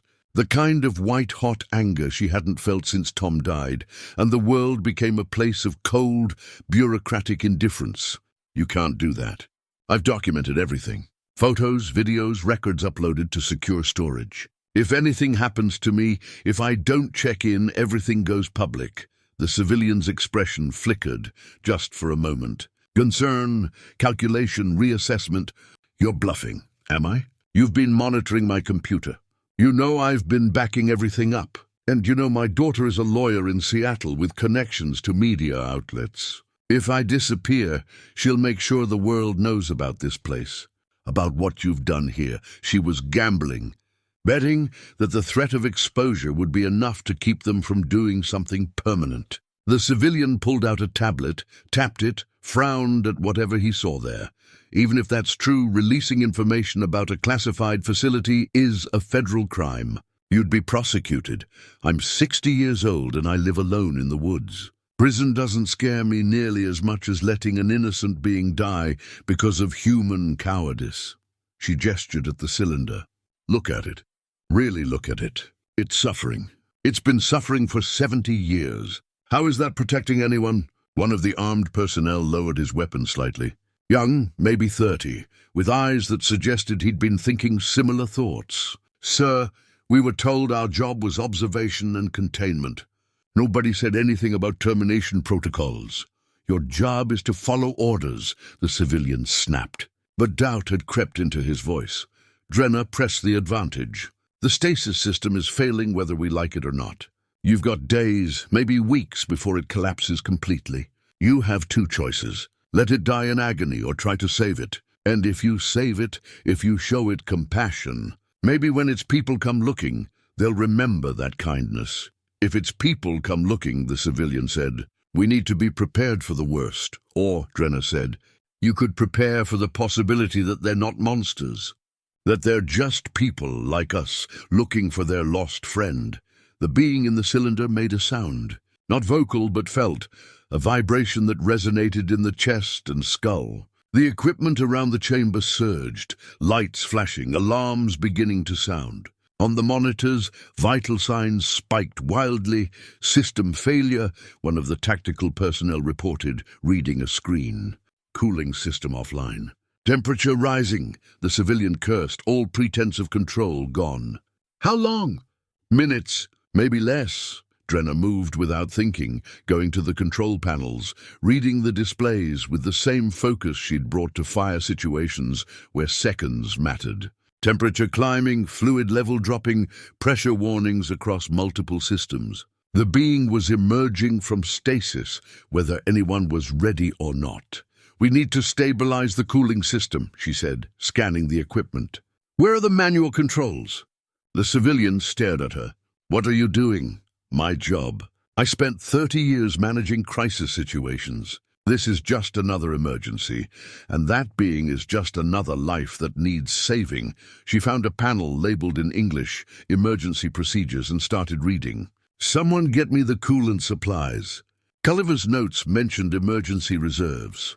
One of the tactical personnel, the young one who'd lowered his weapon, moved to a storage locker and pulled out sealed containers. Here, but I don't know how to... I do. Drenna took the containers, found the input valve, and started the process of manual coolant injection. Her hands were steady, her mind clear. This was what she'd trained for, even if she'd never imagined applying those skills to alien technology. Assess the situation. Identify the critical failure points. Execute solutions with whatever resources were available. The civilian watched in silence, and after a moment he pulled out his phone. This is Site 7. We have a situation. Authorization required for emergency medical intervention on the subject. Yes, I understand the protocols, but circumstances have changed. A pause. I'm making a field judgment. Either authorize this or come down here and take responsibility yourself. Drenna worked while he talked, following the instructions in the logbooks, improvising where the technology exceeded her understanding. The being's eyes never left her face, and she felt its gratitude like warmth in her chest, like sunlight breaking through clouds. The cooling system stabilized. The temperature readings dropped back to safe levels. The alarms quieted. The being's vital signs remained elevated, but no longer critical. How did you know how to do that? The young tactical officer asked. I didn't, Drenna admitted. I just knew the principles. Keep the patient stable. Maintain critical systems. Buy time until better solutions present themselves. The equipment might be alien, but the basics of life support are universal. The civilian ended his call and looked at her with something that might have been respect. My superiors want to speak with you. Officially, they're sending a team to arrest me, to debrief you, and possibly to reassess our protocols here. He looked at the being in the cylinder. 70 years of containment policy is about to change because a retired fire captain couldn't leave well enough alone. Good, Drenna said. It's about time. Outside, dawn was breaking. Drenna could see it through the cylinder's transparent surface, reflected in the being's silver eyes. A new day, and with it new possibilities. The being wasn't saved, not yet. But for the first time in 70 years, someone was trying. The stasis chamber drained over the next hour, the fluid level dropping as the system they'd stabilized continued its programmed shutdown. There was no stopping it now, the civilian explained. The cooling system was a temporary fix. The being was waking, had been waking for years, and all they'd done was slow the inevitable. Drenna stood beside the cylinder, watching the being emerge from 70 years of forced sleep. Its chest rose and fell more strongly now, and its fingers twitched occasionally, testing mobility after decades of stillness. The silver eyes tracked her movements, and she felt that connection growing stronger, clearer. As consciousness returned, the tactical team had withdrawn to the perimeter, no longer pointing weapons but still alert. The civilian, who'd introduced himself as Director Marsh, stood beside Drenna, his expression torn between protocol and fascination. If it becomes hostile, he said quietly. We have contingencies. It won't, Drenna replied. Can't you feel it? It's not angry. It's just tired and lonely and desperate to go home. You're projecting human emotions onto an alien intelligence. Maybe. Or maybe emotions are more universal than we thought. The fluid level dropped below the being's shoulders, then its waist. The cylinder's door unsealed with a hiss of equalizing pressure, and slowly, ponderously, the being stepped forward. It was weak, trembling, its legs barely supporting its weight. Drenna moved instinctively to help, and Marsh grabbed her arm. We don't know. But Drenna pulled free and caught the being as it stumbled. It was surprisingly light despite its height, its body temperature cool but not cold. She helped it sit on the floor of the chamber, and it looked up at her with those luminescent eyes, and she felt something pass between them. Not words. Deeper than words. Gratitude, recognition, understanding. And then images flooded her mind. She saw a world of blue skies and crystal structures, cities that grew like gardens, beings moving in harmony through spaces that defied human geometry. She felt the being's purpose, its role in a society built on knowledge and exploration. A scientist, she understood somehow. A researcher, Someone driven by curiosity and wonder, much like herself, she experienced the crash. The sudden malfunction, the terror of falling, the impact that shattered ship and body alike. Pain beyond description. The arrival of humans, strange creatures in cloth and metal, their fear palpable. Being moved, contained, studied like a specimen in a jar, decades of imprisonment followed in fragmented flashes. The desperate attempts to communicate, to explain, to plead for help. The gradual realization that these beings, these humans, were too afraid to listen. The slow descent into forced sleep, consciousness dimming like a candle burning down, year after year after year, and beneath it all, a signal. Constant, unwavering, a beacon calling into the void. The beings people would search, it knew. They never abandoned their own. Somewhere in the galaxy, someone was looking, following faint traces of technology and distress signals, narrowing down the search quadrant by quadrant, year by patient year. They were close now. So close. Just a little more time. The connection broke and Drenna gasped, her own consciousness snapping back like a released rubber band. Tears ran down her face, though she hadn't realized she was crying. She looked at the being with new understanding, new horror at what had been done to it. "Your people are coming," she said. "Aren't they?" The being made that sound again, that vibration that bypassed ears and spoke directly to the nervous system. In her mind she felt the answer. Yes, coming, soon. Marsh had gone pale. "What just happened? What did it do to you?" "It showed me," Drenna said. "Showed me what happened, who it is, why it's here. And Director Marsh, we have a serious problem. Its people are coming to find it. And when they get here, they're going to want an explanation for 70 years of imprisonment. That's impossible. We've been monitoring space for decades. Any approaching craft would appear as what? An asteroid, a comet? They've had 70 years to develop search patterns, Director. They're not going to announce themselves until they're sure they've found the right planet." She stood, helping the being to its feet. "How long do we have? Days, hours?" The being touched her hand and she felt the answer. Days, maybe 3, maybe 4. The signal had finally been detected, triangulated. A ship was already approaching, moving faster than human technology could match, preparing to retrieve their lost scientist and demand answers from whoever had kept them prisoner. Drenna looked at Marsh, at the tactical team, at the ancient equipment surrounding them. This facility, this whole program, was built on fear. Fear of the unknown, fear of contact, fear of what it would mean for humanity to learn we're not alone. But that fear has turned us into jailers, into the monsters we were afraid of finding. She gestured at the being. When its people arrive, they're going to judge humanity based on what they find here. Do we really want that judgment to be, they kept one of ours in a cage for 70 years? Marsh was quiet for a long moment. Finally he said, "What do you suggest?" "Let it go. Take it to the surface. Let it breathe air that isn't recycled, see stars that aren't filtered through metal and earth. Show its people that at least one human tried to make things right, even if it was 70 years too late. My orders. Your orders were written by people who are long dead, for a world that doesn't exist anymore. The Cold War ended decades ago, Director. The fear that justified this place is outdated. It's time to update the protocol." Marsh pulled out his phone again, but this time he hesitated before dialing. "If I do this, if I authorize release, I'm ending my career, possibly facing prosecution. Or," Drenna said, "you're becoming the first human to officially make peaceful contact with an alien species. History books tend to be kind to people who choose compassion over fear." The being made a soft sound, almost like a sigh, and touched Marsh's arm. The director flinched, but didn't pull away, and for a moment his expression went distant, as if seeing something beyond the chamber walls. When he came back to himself, his face had changed. Whatever the being had shown him, it had shifted something fundamental. "All right," he said quietly.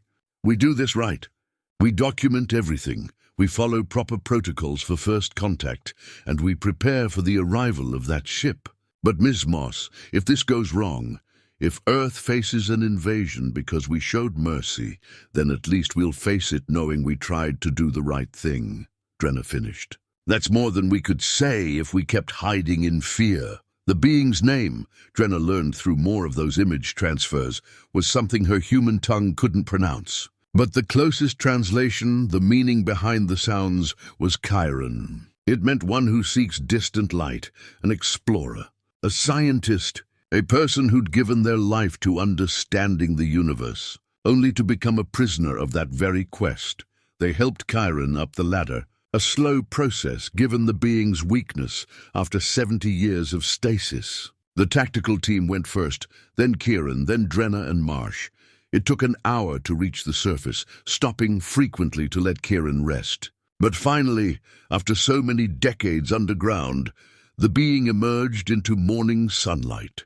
Drenna would never forget the expression on Kieran's face. Relief and wonder and joy, so profound it made the air itself feel electric.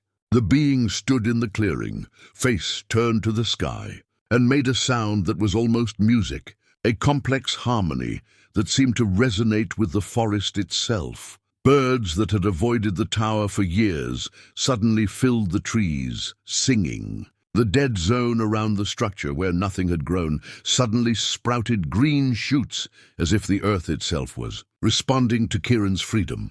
The air smelled sweeter, cleaner, as if some poison had been lifted. The tower's influence, Marsh said, staring at the sudden transformation. It wasn't the facility.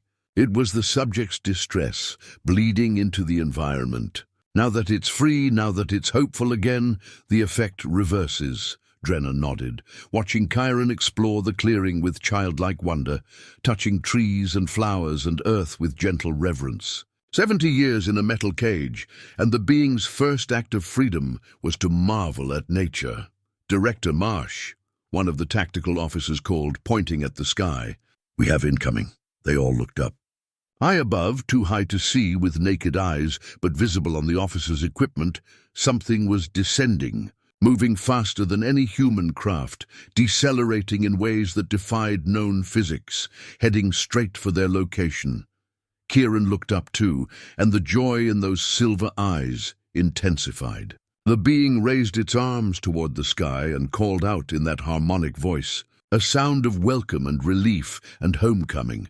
The ship had found them, and humanity's first official contact with alien life was about to happen in a forest clearing in Washington state, witnessed by a retired fire captain, a conflicted government official, and 4 tactical officers who'd signed up for observation duty and gotten the story of a lifetime instead. Drenna thought about Tom, wished he could be here to see this. Thought about Linda and the grandkids, and how their world was about to change forever.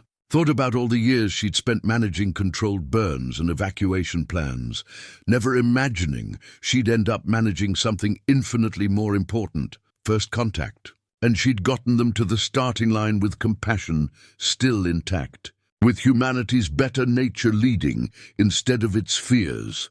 Whatever happened next, at least they'd begun on the right foot. The craft became visible to human eyes 5 minutes later, materializing from sky to solid reality like something out of a dream.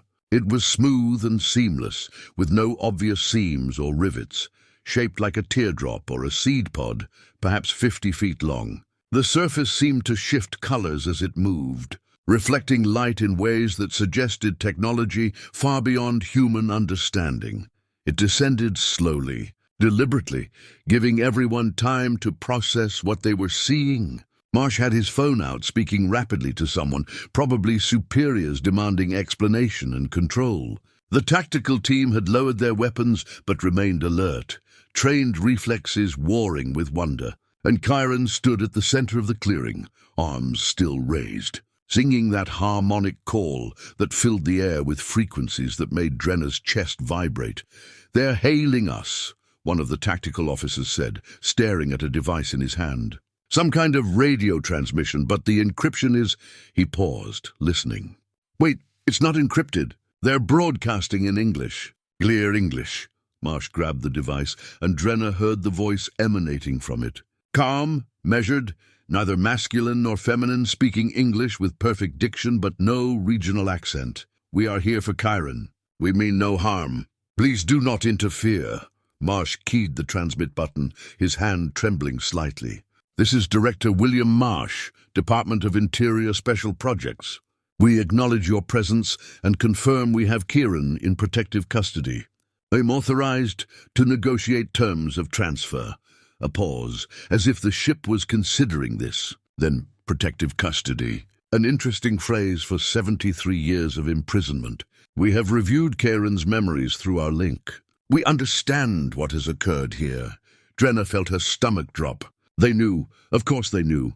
Chiron had been in mental contact with them, sharing everything.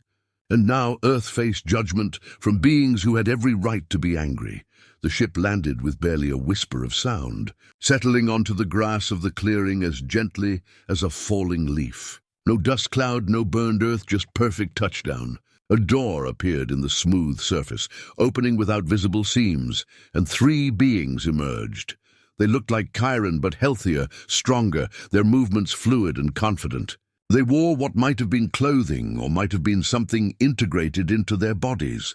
Impossible to tell where skin ended and garment began. They approached Chiron first, and the reunion was silent but profound. The 4 beings touched hands and faces, their harmony blending into something complex and beautiful, a song of relief and joy and grief for time lost. Then, one of the newcomers turned to face the humans. Its eyes were the same luminescent silver as Chiron's, but there was steel behind them, a hardness born of searching 73 years for a lost colleague. I am Sorel. I was Chiron's expedition leader. We crashed on your world during a survey mission. It was an accident, a failure of our navigation system. Chiron was to return home with data about your developing civilization. Instead, they were imprisoned beneath your Earth for a human lifetime. Marsh stepped forward, to his credit keeping his voice steady. On behalf of the government of the United States, I apologize for the treatment Chiron received. It was a different time, a period of great fear and suspicion. We didn't understand what we'd found. Fear, Sorel said, the word carrying weight. Yes, we've encountered that before in developing species. Fear of the unknown, fear of losing control, fear of what contact might mean. But fear, Director Marsh, is not an excuse for cruelty. Chiron suffered for decades, conscious, aware, calling out, and your people chose to ignore those calls because listening was frightening. I know, Marsh said quietly. And I'm sorry. That's inadequate, I know, but it's all I can offer. One of you chose differently. Sorel's gaze shifted to Drenna. You answered the call. You risked your safety, your freedom, your life to help someone you didn't understand. Why? Drenna met those silver eyes and spoke from the heart. Because I've seen what fear does to people. Seen how it makes us cruel, makes us less than we could be. And I've lost enough in my life to know that kindness matters more than safety. Chiron was suffering, and I had the ability to help. That's reason enough. Sorel studied her for a long moment, then made a gesture that might have been respect. The human species faces a choice. You have left your world now, begun to explore the space beyond your atmosphere. Soon you will encounter others like us, civilizations that have traveled longer, learned more, developed technologies you cannot yet imagine. How you are received, whether you are welcomed or feared, will depend on what you demonstrate about your nature. And imprisoning Chiron doesn't make us look good, Drenna said. No. It suggests a species that reacts with violence to what it doesn't understand. However, Sorel gestured toward Drenna, then at Marsh, you also demonstrate the capacity for change, for choosing mercy over fear. This matters. The Council of Worlds monitors developing species. They decide when a civilization is ready for open contact, when they can be trusted to join the larger community. Earth has been on that list for 60 of your years, watched, evaluated. This incident will weigh heavily in that evaluation. Marsh had gone pale. You're saying our treatment of Chiron could determine humanity's future in space, not determine influence. The Council understands that fear drives young species, but they also expect evidence of growth of moral development to match technological development. What happened here, how you respond now, will become part of Earth's record. Drenna felt the weight of it settling on her shoulders. This wasn't just about one being anymore. It was about humanity's place in a universe that was far more crowded than most people realized. What can we do, she asked, to make this right or at least better?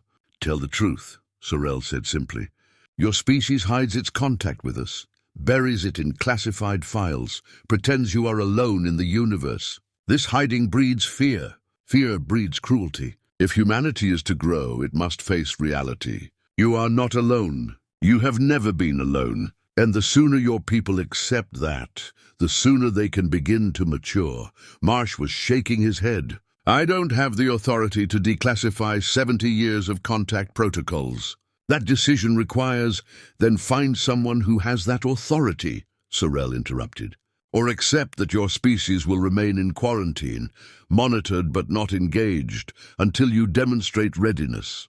That could be decades, centuries, or never if you destroy yourselves first. The blunt assessment hung in the air. Drenna had spent her life dealing with bureaucracies, with chains of command and authorization protocols. She knew how slowly those systems moved, how much they resisted change. But she also knew that sometimes the only way to force change was to make the alternative unthinkable. I have documentation, she said. Photos, videos, records of everything I found here. And they're backed up in cloud storage my daughter can access. If something happens to me, it goes public. If nothing happens, I can still release it, show the world what's been hidden. Marsh turned to her, alarmed. That's a federal crime. You'd be prosecuted, imprisoned. I'm 60 years old, and I've lost everyone I cared about except my daughter and grandkids. Prison doesn't scare me as much as the idea of humanity staying isolated because a few people in power were too afraid to tell the truth. She looked at Sorel.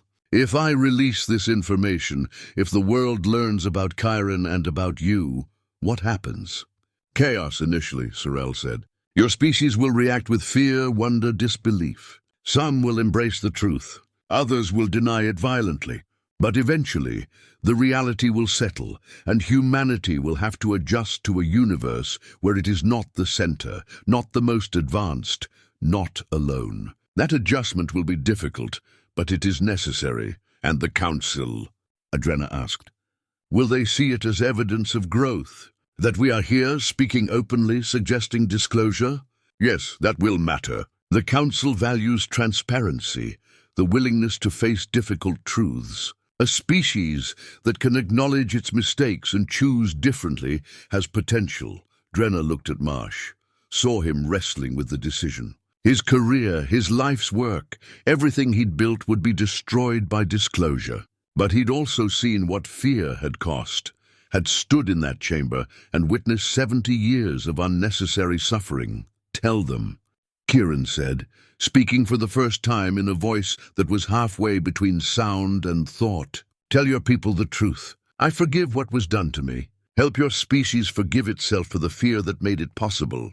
The words, or the intent behind them, seemed to break something in Marsh.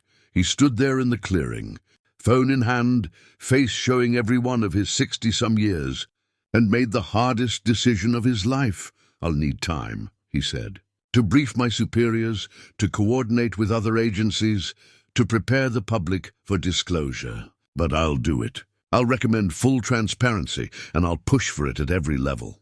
It'll end my career, but you're right.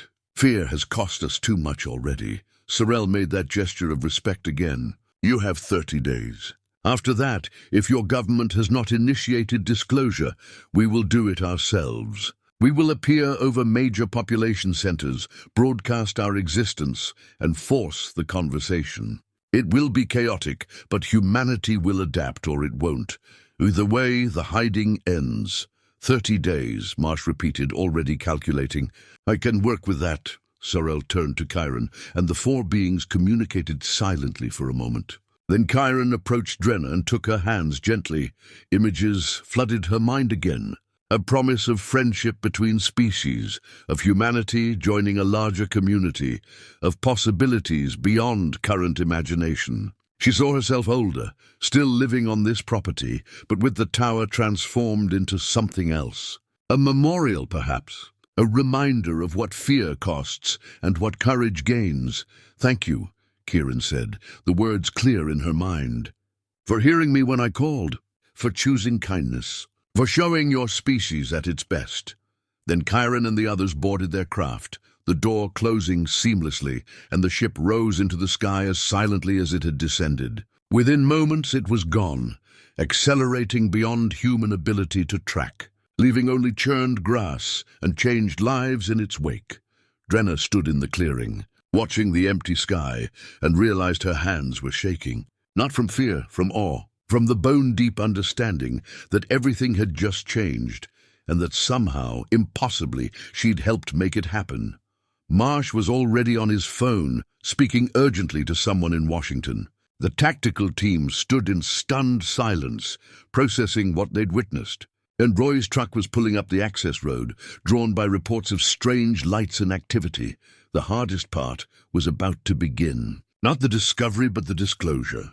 Helping humanity understand and accept a truth that would shake every foundation they'd built their understanding on. But Drenna had spent 30 years managing impossible situations, had learned that the hardest tasks were always the most necessary. She looked at the tower, silent now, its purpose fulfilled, and thought about building memorials and telling truths and helping a species take its first uncertain steps toward maturity. She'd come to these mountains seeking quiet. Instead, she'd found humanity's future, and now she had to help deliver it. The following 72 hours were the longest of Drenna's life. Marsh had moved quickly, convening emergency meetings with department heads, military brass, intelligence agencies, anyone with authority over the decades of hidden contact protocols. The tactical team had been debriefed and sworn to secrecy, though everyone knew that secrecy had an expiration date now. 30 days, and then the truth would come out whether the government was ready or not. Drenna had been asked, then required, then practically confined to her property, while officials decided what to do with her. She was simultaneously a witness, a participant, and a security risk. The cabin was now guarded by a rotating team of federal agents, ostensibly for her protection, but really to make sure she didn't release her documentation before Marsh could coordinate the official disclosure. She'd managed to call Linda, carefully, saying only that she was fine but involved in something that would become public soon, and that Linda shouldn't worry if she saw federal vehicles at the property. Linda, with a lawyer's instinct for disaster, had demanded details, but Drenna had held firm. Some things needed to be revealed to everyone at once, or not at all. On the third day, Marsh returned to the property with a team of civilians, scientists, linguists, psychologists, historians. They'd transformed the chamber beneath the tower into a research station, documenting everything, trying to understand 70 years of contact from logbooks and equipment, and the testimony of the one person who'd actually communicated with Kieran. They interviewed Drenna for hours, asking about every image transfer, every emotion, every fragment of understanding she'd gained. She described it as best she could, knowing that words were inadequate for experiences that bypassed language entirely. How did you explain feeling another consciousness, understanding intentions without speech, experiencing memories that weren't your own? This telepathic communication, Dr. Sarah Walsh, a neurologist from Johns Hopkins, said during one session. Did it feel invasive? Threatening? No, Drenna said. It felt like listening. Like someone was sharing something precious with me, trusting me to understand. There was no force, no coercion, just offering and accepting, and the emotional content. And this from Dr. James Coe, a psychologist specializing in trauma. You described feeling Kieran's isolation, suffering, hope. How did that affect you? It broke my heart, Drenna said simply. 70 years of loneliness, of being treated as a thing instead of a person. If you'd felt what I felt, you'd have done the same thing I did. Not everyone would have, Coe said gently. That's why what you did matters. The research team had also discovered something in the tower's equipment that changed everything. a device integrated into the stasis system that had been broadcasting steadily since 1952, not just keeping Kieran alive, but sending a signal into space, a beacon calling home. The technology was so far beyond human understanding that scientists could barely describe what they were looking at, let alone replicate it, but they could measure its effects. The device had been broadcasting coordinates, status updates, even fragments of Kieran's consciousness. It had been working for 70 years, punching through Earth's atmosphere and magnetic field, sending desperate signals into the void until finally, someone heard and came looking. The implications are staggering, Dr. Walsh said during a briefing with Marsh and the assembled team. This level of technology, the ability to maintain both stasis and interstellar communication for decades using what appears to be a self-sustaining power source.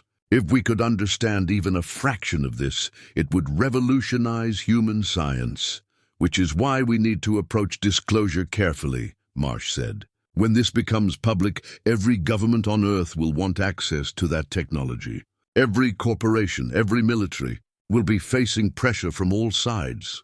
Then maybe, Drenna said from her corner of the room, we should make it clear that the technology isn't ours to distribute. It belongs to Kieran's people. Trying to steal it or weaponize it would be the worst possible message to send. Agreed, Marsh said. Which is why my recommendation is full transparency. Release everything. The history, the contact, the technology we can't understand. Show humanity exactly where we stand in the cosmic hierarchy. It'll be humbling, but humility might be exactly what we need. A man in a dark suit, someone from the State Department whose name Drenna had never caught, shook his head. The public isn't ready. Mass panic, religious upheaval, economic disruption. We need to control the narrative, release information gradually. We tried control for 70 years, Drenna said. It led to Kieran suffering in a cage. Maybe it's time to trust people with the truth and let them decide how to handle it. Easy to say when you're not the one who has to manage the fallout. The suit responded. I'm 60 years old and I've managed wildfires that threatened thousands of lives. I know what panic looks like, and I know that people are stronger than we give them credit for. They can handle the truth. What they can't handle is lies falling apart around them.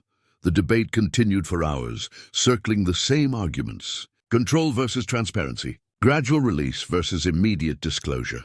Fear of panic versus trust in human resilience. Drenna watched the officials argue and realized that fear still drove them. The same fear that had kept Kieran imprisoned for 7 decades. They were so terrified of losing control that they couldn't see the opportunity before them. Finally, she stood up. May I say something? The room quieted.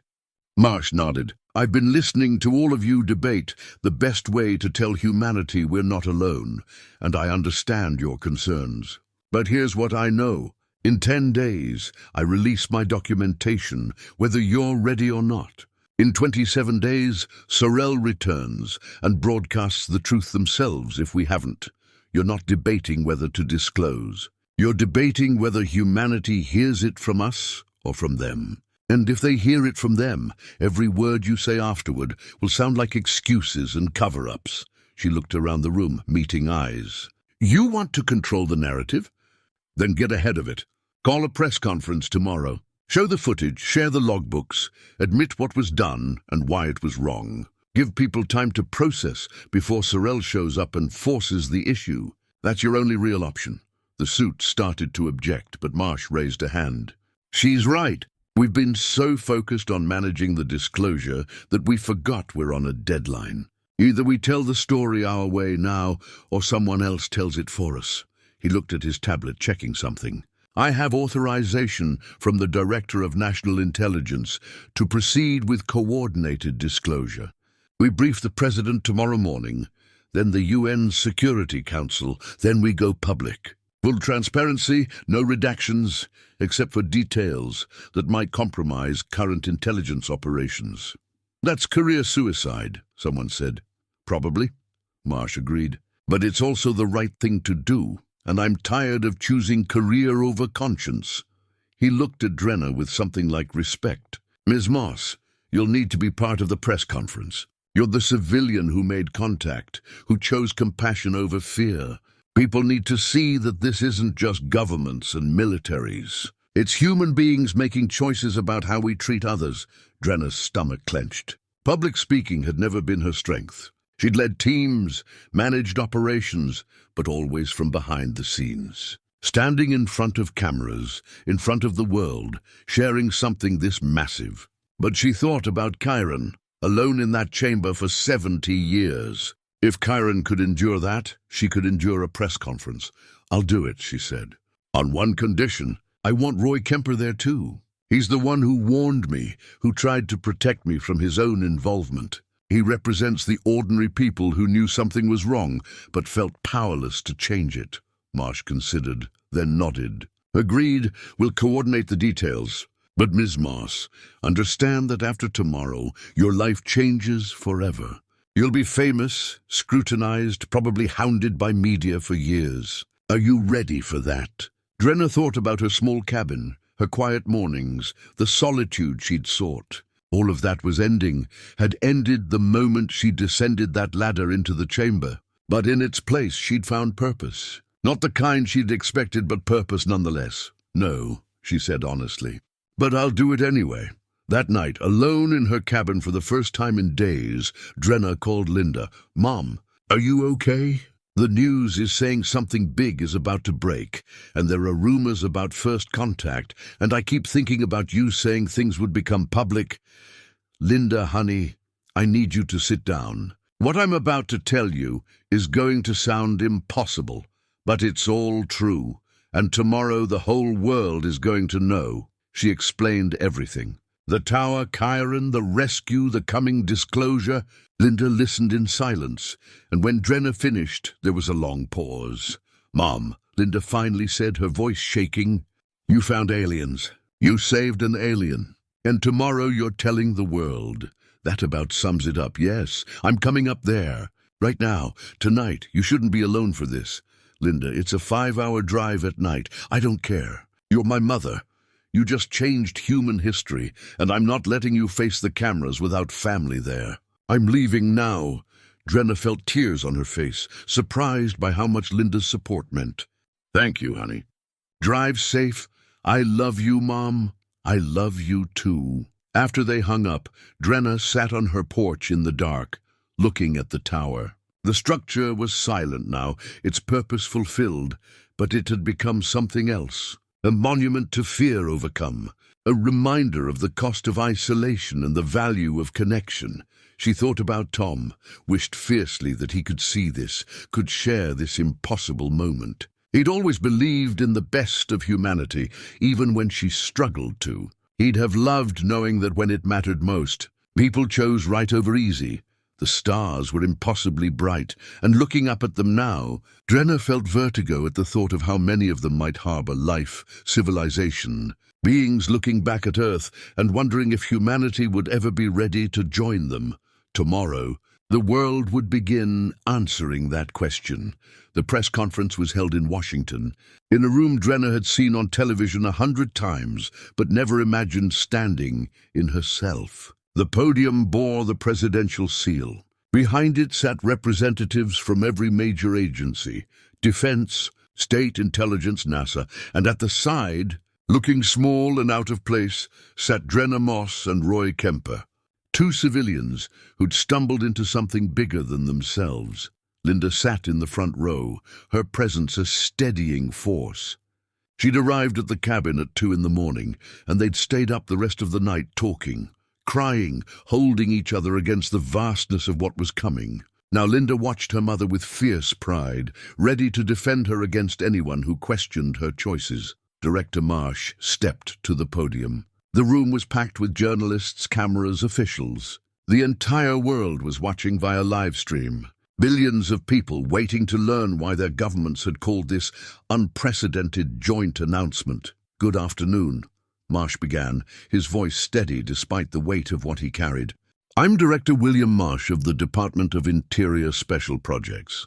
What I'm about to share will challenge everything you believe about humanity's place in the universe. But it is the truth, and you deserve to hear it. He spoke for 20 minutes, laying out the history with clinical precision. The crash in 1952, the recovery of an extraterrestrial being, the decision to contain rather than disclose. 70 years of secret observation, of fear-driven policy, of one innocent being imprisoned because humanity was too afraid to acknowledge we weren't alone. The room was silent, frozen. Journalists forgot to take notes. Officials sat rigid, processing. The world held its breath. Then Marsh showed the footage. Video from the chamber, showing Kieran in stasis. The awakening, the rescue ship, the reunion. Everything documented, everything real, everything impossible to deny or dismiss. Someone in the crowd gasped. Others murmured. A few stood, unable to remain seated in the face of such revelation. But no one panicked. No one ran screaming. They watched, absorbed, trying to understand what this meant for everything they'd believed. The being we held in containment, Marsh continued, was named Kieran, a scientist, an explorer from a civilization far older than ours. And for 70 years, we kept them prisoner because we were afraid. Afraid of what their existence meant. Afraid of how humanity would react. Afraid of losing control. He paused, and Drenna saw real emotion cross his face. Regret, shame, determination to do better. That fear was wrong. And I stand here today to apologize on behalf of the United States government and every other government that participated in this deception for the cruelty we inflicted in the name of security. Kieran deserved better. Humanity deserved better. We should have trusted you with the truth. Marsh gestured to Drenna. This is Drenna Moss, a retired wildfire logistics captain who recently purchased property where one of our containment facilities was located. When she discovered what we'd been hiding, she didn't run. She didn't look away. She chose to help. And because of her courage, because of her compassion, humanity's first contact with another species ended not in violence or fear, but in reconciliation and hope. Drenna stood on shaking legs and approached the podium. Every camera in the room focused on her. Every eye watched. She thought about all the times she'd stood in command centers during fires, making decisions under pressure, and reminded herself this was just another crisis to manage. Just on a slightly larger scale. I'm not special, she said, her voice stronger than she felt. I'm just someone who recognized suffering and tried to help. That's all any of us can do when faced with something we don't understand. We can choose fear or we can choose compassion. I chose compassion, and Kieran responded with forgiveness and friendship. That's the message their people want Earth to understand. We're not perfect. We make mistakes, but we can learn from them. We can choose differently. A journalist raised her hand, and Marsh nodded permission. Ms. Moss, you communicated directly with this being. What did it tell you about why they're here? What they want from us?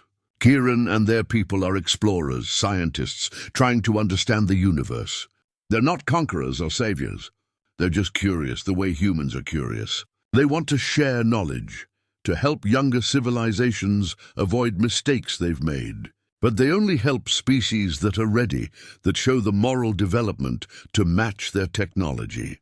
That's why disclosure matters. We're showing we can face hard truths and choose growth over comfort. Another journalist. Are more of them coming? Yes, Drenna said. In 24 days, Kieran's people will return. Not to invade, not to judge, just to establish formal contact to see if humanity is ready to join a larger community of spacefaring species. What happens then depends on how we respond now. If we react with fear and violence, they'll leave and will remain isolated possibly for centuries. If we respond with openness and curiosity, we begin a relationship that could change everything about human civilization. The questions continued for an hour. About the technology, the implications, the timeline. About what governments knew and when they knew it. About whether there were other facilities, other beings, other secrets still buried.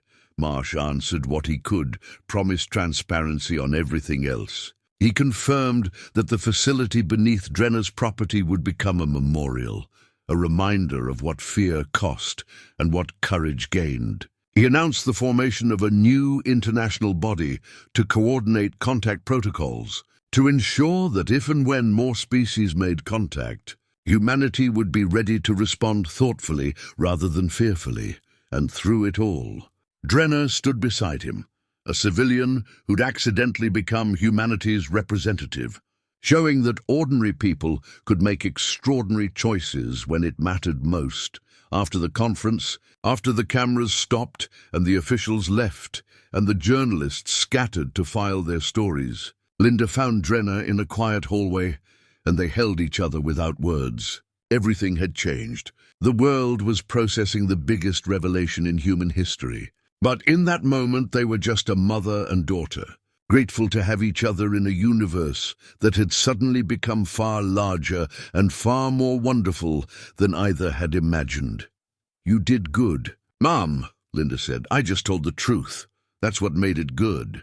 They flew back to Washington State that evening, and by the time they reached the property, the world had exploded with reactions. Social media was a storm of wonder and fear and excitement and denial. Some called it the greatest hoax in history. Others called it liberation from cosmic loneliness. Religious leaders debated what it meant for faith. Scientists raced to re-evaluate everything they thought they knew.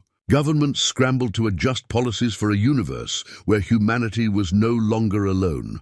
But on Drenna's property, surrounded by forest and watching stars that now held promise instead of mystery, she felt a curious peace. The hardest part was done. The truth was out. Whatever came next, at least they'd begun on the right foundation. 24 days until Sorel returned. 24 days for humanity to decide who it wanted to be when the universe came calling.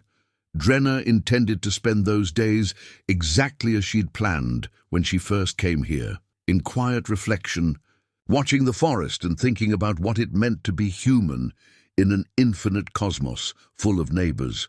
Only now, she wouldn't be alone in that contemplation. The whole world would be doing it with her. 3 weeks later, Drenna stood in her clearing and watched the sky. The world had changed in ways both profound and subtle.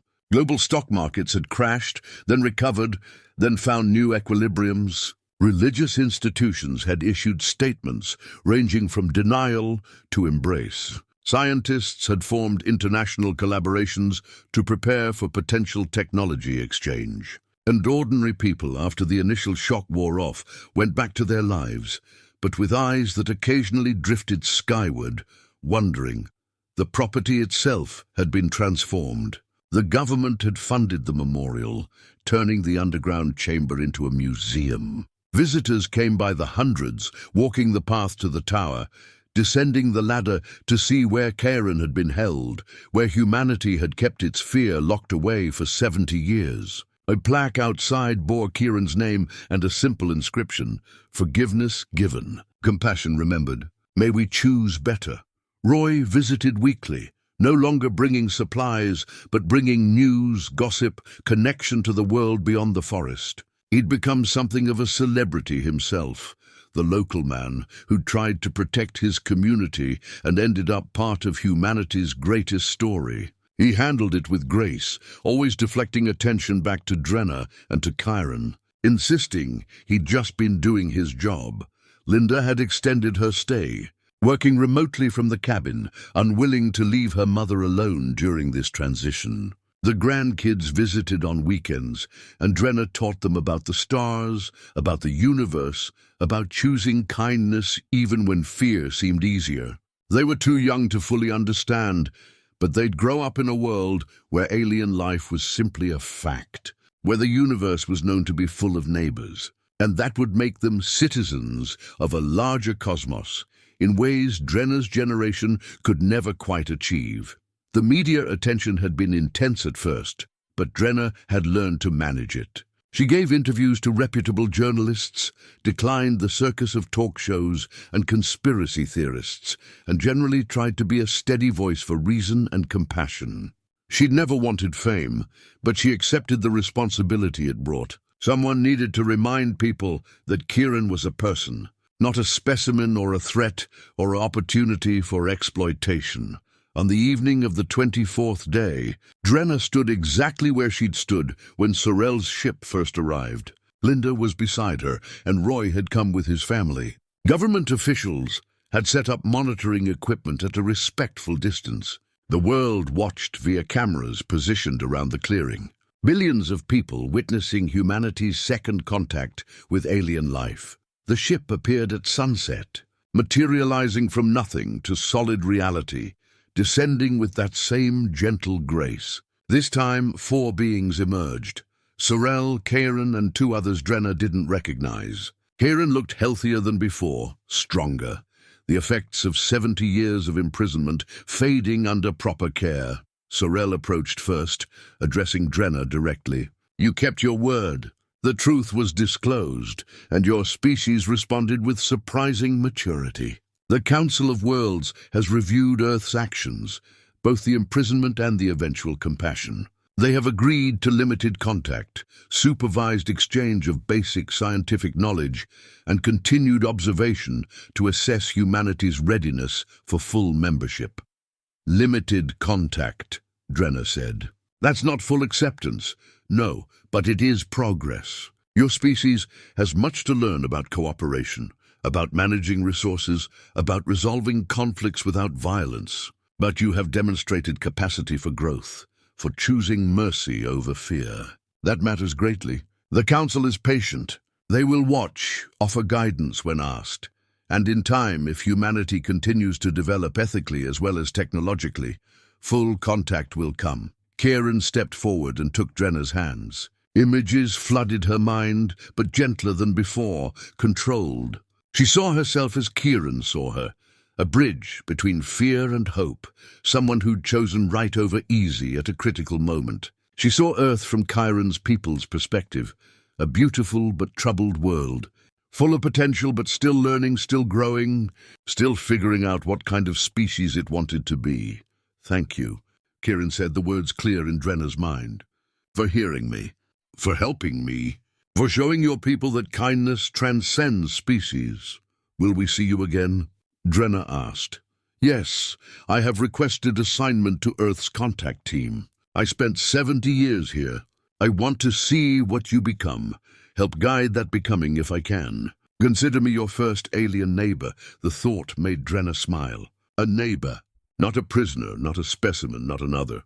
Just a neighbor, someone to share space with, to learn from, to grow alongside. The beings returned to their ship, but this time they didn't leave. The craft relocated to a position above the clearing, establishing what Sorel called a permanent observation post.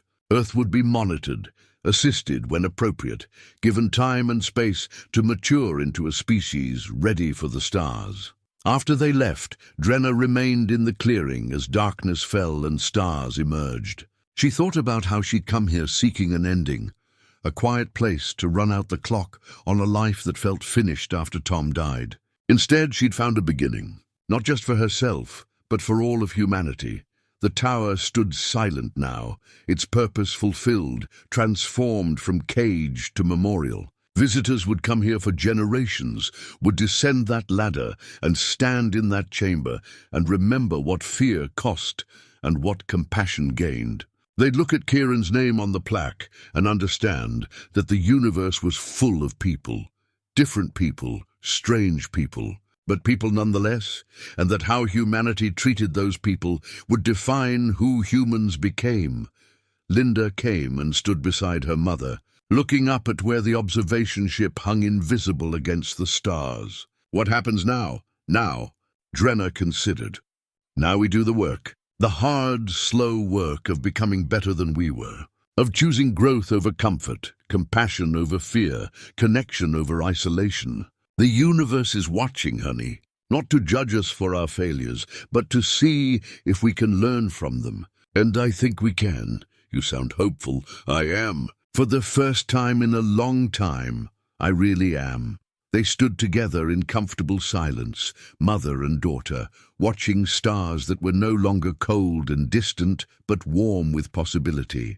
The forest breathed around them, alive and growing. The tower stood sentinel, no longer threatening but protective, a reminder carved in rust and metal. Drenna had come to these mountains to find peace in ending. Instead, she'd found purpose in beginning. Not the life she'd planned, but the life she'd needed, the one that taught her that even in the deepest isolation, connection was possible. That even in the longest darkness, light could be found. That even across the vastness of space and the strangeness of form, understanding could bloom.